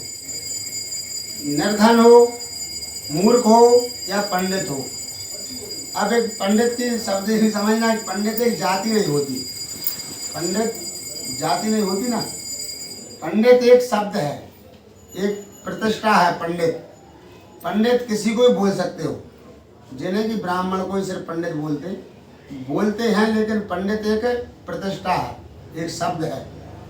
पंडित बोलते हैं किसको? बुद्धिमान व्यक्ति को, वो पंडित है। जो ज्ञान रखता है वो पंडित है। तो मूर्ख हो या पंडित हो, बुद्धिमान व्यक्ति ने यदि अच्छे कर्म किए, बुरे कर्म किए हो, या मूर्ख ने किए हो, कुछ अपन बोलते हैं ना पागल है, उसकी बुद्धि नहीं है, बच्चा हो या निर्मल हो, कोई भी हो, जो आप पाप कर्म किए हैं उनके समान आपको बर्ताव, एक सा व्यवहार मिलेगा। धर्मराज भी चोर की तरह निश्चल बैठे हुए प्राणी को देखकर उसके किए शुभ अशुभ कर्मों को दंड की आज्ञा का लेखी जोखा करते रहते हैं, बैठे रहते हैं, उनकी गणना करते रहते हैं, किसने अच्छे कर्म किए हैं कि बुरे कर्मों को किए हैं। यमराज की आज्ञा पाकर प्रचंड चंड आदि दूत उन सब पापियों को एक फंदे में बांधकर नरक की ओर ले जाते हैं। अब इधर से गणना प्राप्त होती है, अब इधर से सजा भूलना प्राप्त होती है कि व्यक्ति को सजा कितने कौन से नरक की मिली है और कब कहाँ कौन से नरक में गिरना है। कितने नरक है? 84 लाख, 84 लाख नरक है। तो 84 लाख नरक में ही भटकना है। तो कौन ले जाते हैं? प्रचंड और चंड नाम के दूत होते हैं, वे सब पापियों को एक साथ बांधते हैं और नरकों में जाकर पटक देते हैं। वहां जलती हुई अग्नि के समान महाविशाल एक वृक्ष है और नरकों में जिसका विस्तार 5 योजन का है, 1 योजन उनकी ऊंचाई है। उस वृक्ष की डाली के नीचे मुख करके उस पापी प्राणी को सीकड़ बांधना ताड़ना देते हैं। एक वृक्ष है जो सिर्फ पापियों के लिए ताड़ना देने के लिए बनाया गया है। और कैसे ताड़ना दी जाती है? उसमें पैर ऊपर सिर नीचे उल्टा टांग कर लटका कर उसमें ताड़ना दी जाती है। ये सिर्फ पापियों को दी जाती है और वो पापियों के लिए ही उस वृक्ष का निर्माण हुआ है। अब जलता हुआ जीव रोता हुआ, परंतु वहां उसकी रक्षा करने वाला कोई नहीं रहता। वृक्ष कैसा है? उसी सेमल के वृक्ष के जैसा है। जैसे गणना आई थी कि उसके पत्ते कैसे हैं? तलवार के समान तीखे, धारदार, कि अपने जलते हुए शरीर के लगते ही छिन्न भिन्न शरीर को कर दे, ऐसा वह वृक्ष है। तब सहायकहीन वे पापी दूतों से हाथ जोड़कर कहते हैं, जब पापी व्यक्ति हाथ जोड़कर दूतों से कहते हैं कि हे दूतों, हमारे अपराध को क्षमा करो, अब हम सह नहीं सकते, हमारी सीमा समाप्त हुई। हमने 1 वर्ष यातना कहाँ भोगी? सिर्फ आने में ही 1 वर्ष हमने इतने कष्ट भोग लिए कि हमारी सहायता सहने की क्षमता नहीं है। अपराधों को क्षमा करो। इस प्रकार कहने पर भी उन पापियों प्राणियों को लोहे की लाठी, मुदगर, तोमर, गदा और भाला तथा मूसल आदि से यमदूत मारते रहते हैं। उन्हें बंद नहीं करते, मारते रहते हैं। इस प्रकार मारने से वे जीव मूर्छित हो जाते हैं, मूर्छा आ जाती है उनको। इस प्रकार मूर्छित देखकर यमदूत इस प्रकार कहते हैं, हे पापी, हे दुराचारी, हे अत्याचारी, तुमने ऐसे दुष्ट कर्मों को क्यों कर लिया? जब तुम सह नहीं पा रहे हो, फल को नहीं भोग पा रहे हो, तो तुमने ऐसे कर्मों को क्यों कर लिया? आधा ग्रास भी तूने कभी कुत्ता और कौवे के बलि रूप में नहीं दिखाया। जीते जी कभी तूने खाने से पहले अपने आधे ग्रास को कौवे और कुत्ते आदि को नहीं निकाला है। ना तो तूने घर पर आए हुए अतिथि का सत्कार किया और ना पितरों का तर्पण किया, इसलिए कभी तूने पितरों का कार्य भी नहीं किया।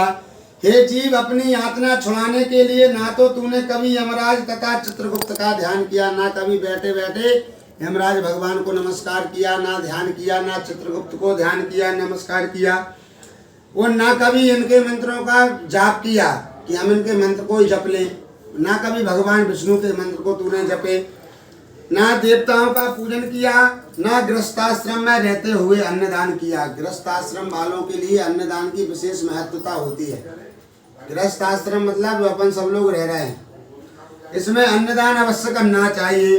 इसलिए जीते जी जो कुछ भी बने मरने से पहले करते रहना चाहिए, जिससे तेरी यातना ना हो। ना तो तूने साधुओं की सेवा की, इसमें अपने कर्मों के फल को भोग, ऐसा तूने अच्छा कर्म कोई भी नहीं किया जिससे तुझे यातना ना हो। और उन जीवों के वृक्ष के नीचे रहने वाले, जब हरि भगवान, सिर्फ तेरे बुरे कर्मों को कौन माफ कर सकता है? हरि भगवान श्री यमराज जी, वही सबको दंड देने वाले और दंड को माफ करने वाले हैं। दंड ऐसा कहकर वे निर्दय होकर ताड़ना करते रहते हैं, भाई हमके दूत रुकते नहीं हैं, वो ताड़ना देते रहते हैं, बहुत पीड़ा दिलाते हैं। जलते हुए अंगार के सदृश ताड़ना करने से वह जीव नीचे गिर जाता है। उस वृक्ष पर लटका लटका जल जल कर उसके अंग जल जल कर नीचे आ जाते हैं, गिर जाते हैं। उनके गिरने से पत्तों द्वारा शरीर काटा जाता है, शरीर कट जाता है। जब वह गिरता है तो शरीर पत्तों से और कट जाता है। और उन जीवों के वृक्ष के नीचे रहने वाले फिर कुत्ते उस शरीर का पान करते हैं, फिर शरीर को खाते हैं। इससे वे पापी रोते हैं, रोते हुए उस जीव के मुख में धूली भरकर रस्सियों से बांधकर मुदगरों से मार दिया जाता है। जब कुत्ते खाते हैं तो जब क्या कुत्ते खाने पर वह रुदन करते लगते हैं, पापी व्यक्ति, और रोने लगते हैं, तो उनको क्या करते हैं, वो धूली भरकर मुख में और मुदगरों से और मार दिया जाता है और मारा जाता है। वैसे किसी पापी को आड़े से चीरकर दो भाग कर दिए जाते हैं। जैसे काष्ठ को चीर दिया जाता है, लकड़ी को चीरा जाता है, वैसे ही पापी व्यक्ति के दो भाग कर दिए जाते हैं। किसी को पृथ्वी में लिटाकर कुल्हाड़ियों से टुकड़े टुकड़े कर दिए जाते हैं, पृथ्वी पर लिटाकर कुल्हाड़ी से टुकड़े टुकड़े कर दिए जाते हैं। किसी का आधा शरीर जमीन में गाड़कर किसी के माथे पर तीर मारे जाते हैं। आधा शरीर जमीन में गड़ा हुआ है, आधे में तीरों से मारा जाता है, भेज दिया जाता है माथे पर। किसी को कोलू में डालकर उग के समान पेरते हैं, जैसे कोलू में तेल निकालते हैं उसी प्रकार पेरते हैं। उधर किसी को जलते हुए अंगार सहित अध जली लकड़ियों के चारों ओर इकट्ठा करके लोहे के गोले के समान तपाए जाते हैं। जो अध जली लकड़ियां होती हैं उनके वह मुंह में भर दी जाती हैं पापी व्यक्तियों के, अंगारे आदि। किसी को खोलते हुए घी के कढ़ाई में, किसी को तप्त तेल के कढ़ाई में डालकर बढ़ा के सामान इधर उधर चलाते हैं। जैसे अपन बड़ा सेकते हैं, इसमें स्पष्ट लिखा है, जैसे घी में और तेल में बड़ा सेकते हैं उसी प्रकार पापी व्यक्ति सेकते हैं। कोई मार्ग में मतवाले हाथी के आंगे डाल दिए जाते हैं, कोई हाथ पांव बांधकर नीचे लटका दिए जाते हैं। कोई मतवाले हाथी, बड़े बड़े हाथी बने हुए उनके नीचे दबा दिए जाते हैं। कोई कुएं में गिराए जाते हैं, कोई पर्वत से गिरा दिए जाते हैं, कोई कीड़ों से कटाए जाते हैं। वज्र के समान कठोर चोंच वाले, मांस को चाहने वाले, मांस को जो भक्षण करने वाले होते हैं, जो मांस को चाय रखने वाले, ऐसे गीत जीवों से अपने शरीर को कटवा दिया जाता है। आंखों में ठोकर मारते तथा मुंह के मांस को, चोंच को काटते हैं। कोई अपने ऋण को मांगता है, तो मैंने तुमको यमलोक में देखा है, इसलिए किसी का ऋण भी लेकर नहीं मरना चाहिए। यदि अपन मर जाते हैं तो उधर यातना भोगते हुए कोई मिल जाए, यदि वो कुत्ते के वो नरक को भोग रहा है, कोई चोंच बना है, कोई गिद्ध बना, तो वो अपने शरीर से व्याप्त करते हैं, वसूलते हैं कि हमने अब तुम्हें अब देखा है, हमें हमारा कर्ज दो। इस प्रकार यम की आज्ञा पाकर ताम्रस आदि नरकों में डाल दिए जाते हैं। नरकों में तो अनेक प्रकार के दुख भोगने ही पड़ते हैं, परंतु वो सेमल के वृक्ष के नीचे जो ताड़ना दी जाती है वह असहनीय है, कहनीय योग्य नहीं होती। तो दो यातनाएं नरकों से निकलने पर मिलती हैं, मतलब नरकों से अलग है। एक बैतरणी की यातना और एक सेमल वृक्ष की यातना। ये यमलोक जाने से पहले बैतरणी प्राप्त होती है पापी व्यक्ति को, और नरकों में जाने से पहले उस सेमल का वृक्ष के नीचे यातनाएं लटकनी पड़ती है, ये यातना भोगनी पड़ती है। ये वैसे तो हे गरुण 84 लाख नरक बताए हैं। 84 लाख नरक हैं, उनमें से अत्यंत घोर और कष्ट को देने वाले 21 नरक मुख्य बताए जाते हैं। 84 लाख नरक हैं, परंतु उनमें भी 21 मुख्य होते हैं। जैसे उनके नाम सुनो: ताम्रेश, लोह शंकु, महारौरव, शालमली, रौरव, पुंगमल, कालसूत्रक, पुर्त, संगात, लोहितोद, सविश, संप्रतावन, महानिरय, काकोल, संजीवन, महापट, अवीची, अंधामिस्त्र, कुंभीपाक, संप्रतावन, तपन आदि इन 21 नरकों में अनेक प्रकार की पीड़ा व्यक्ति को भोगनी पड़ती है। ये नरक अनेक प्रकार के पापों के फल को देने वाले हैं। कई प्रकार के पाप हैं, जितने संसार में पाप नहीं बने, पाप कर्म नहीं बने, उनसे ज्यादा उससे डबल उधर फल की प्राप्ति अपन को प्राप्त हो जाती है और उधर प्राप्त है। इसलिए इन सभी में यमदूत निवास करते हैं। जो ये जो नरक हैं, ये सब फल को देने के लिए होते हैं, नरक पापों के फलों को। इसलिए यम के दूत उधर सदा विराजमान रहते हैं फल को देने के लिए। इन नरकों में पड़े अज्ञानी, पापी, अधर्मी उन नरकों की यातना को कल्पांत तक भोगते रहते हैं, कल्पांत तक पड़े रहते हैं। ऐसे कई युग निकल जाते हैं। एक कल्प कितना होता है? 4 युग के बराबर एक कल्प होता है। तो ऐसे कई कल्पदान तक नरकों में भोगना पड़ता है, पड़ा रहना पड़ता है। जिस प्रकार कुटुंबियों का पालन करने वाले कुटुंब का पालन न कर अपना पेट भरने वाले पापी इस लोक के कुटुंब और देह दोनों को छोड़कर परलोक में जाकर ऐसे नरकों में गिरते हैं। कई प्रकार के ऐसे भी होते हैं जो पापी जन कि हमारे लिए तो खाने को है, लेकिन हमारे बूढ़े माँ बाप या भाई बंधु या असैनी लोग भूखे पड़े हैं। जो ऐसे लोग हैं वो भी इन नरकों में गिरते हैं और उनकी फल की प्राप्ति होती है। ऐसे वे जीव घोर अंधकार के स्थान अंधमस्त नरक में जाते रहते हैं। एक नरक से गिरते हैं और दूसरे नरक में फिर से जाते हैं। कभी उनका नरक आवागमन बंद नहीं होता है। मनुष्य लोक में जन्म मिलता, वह पहले यातनाओं को भोगकर फिर पवित्र लोक में भूलोक आता है।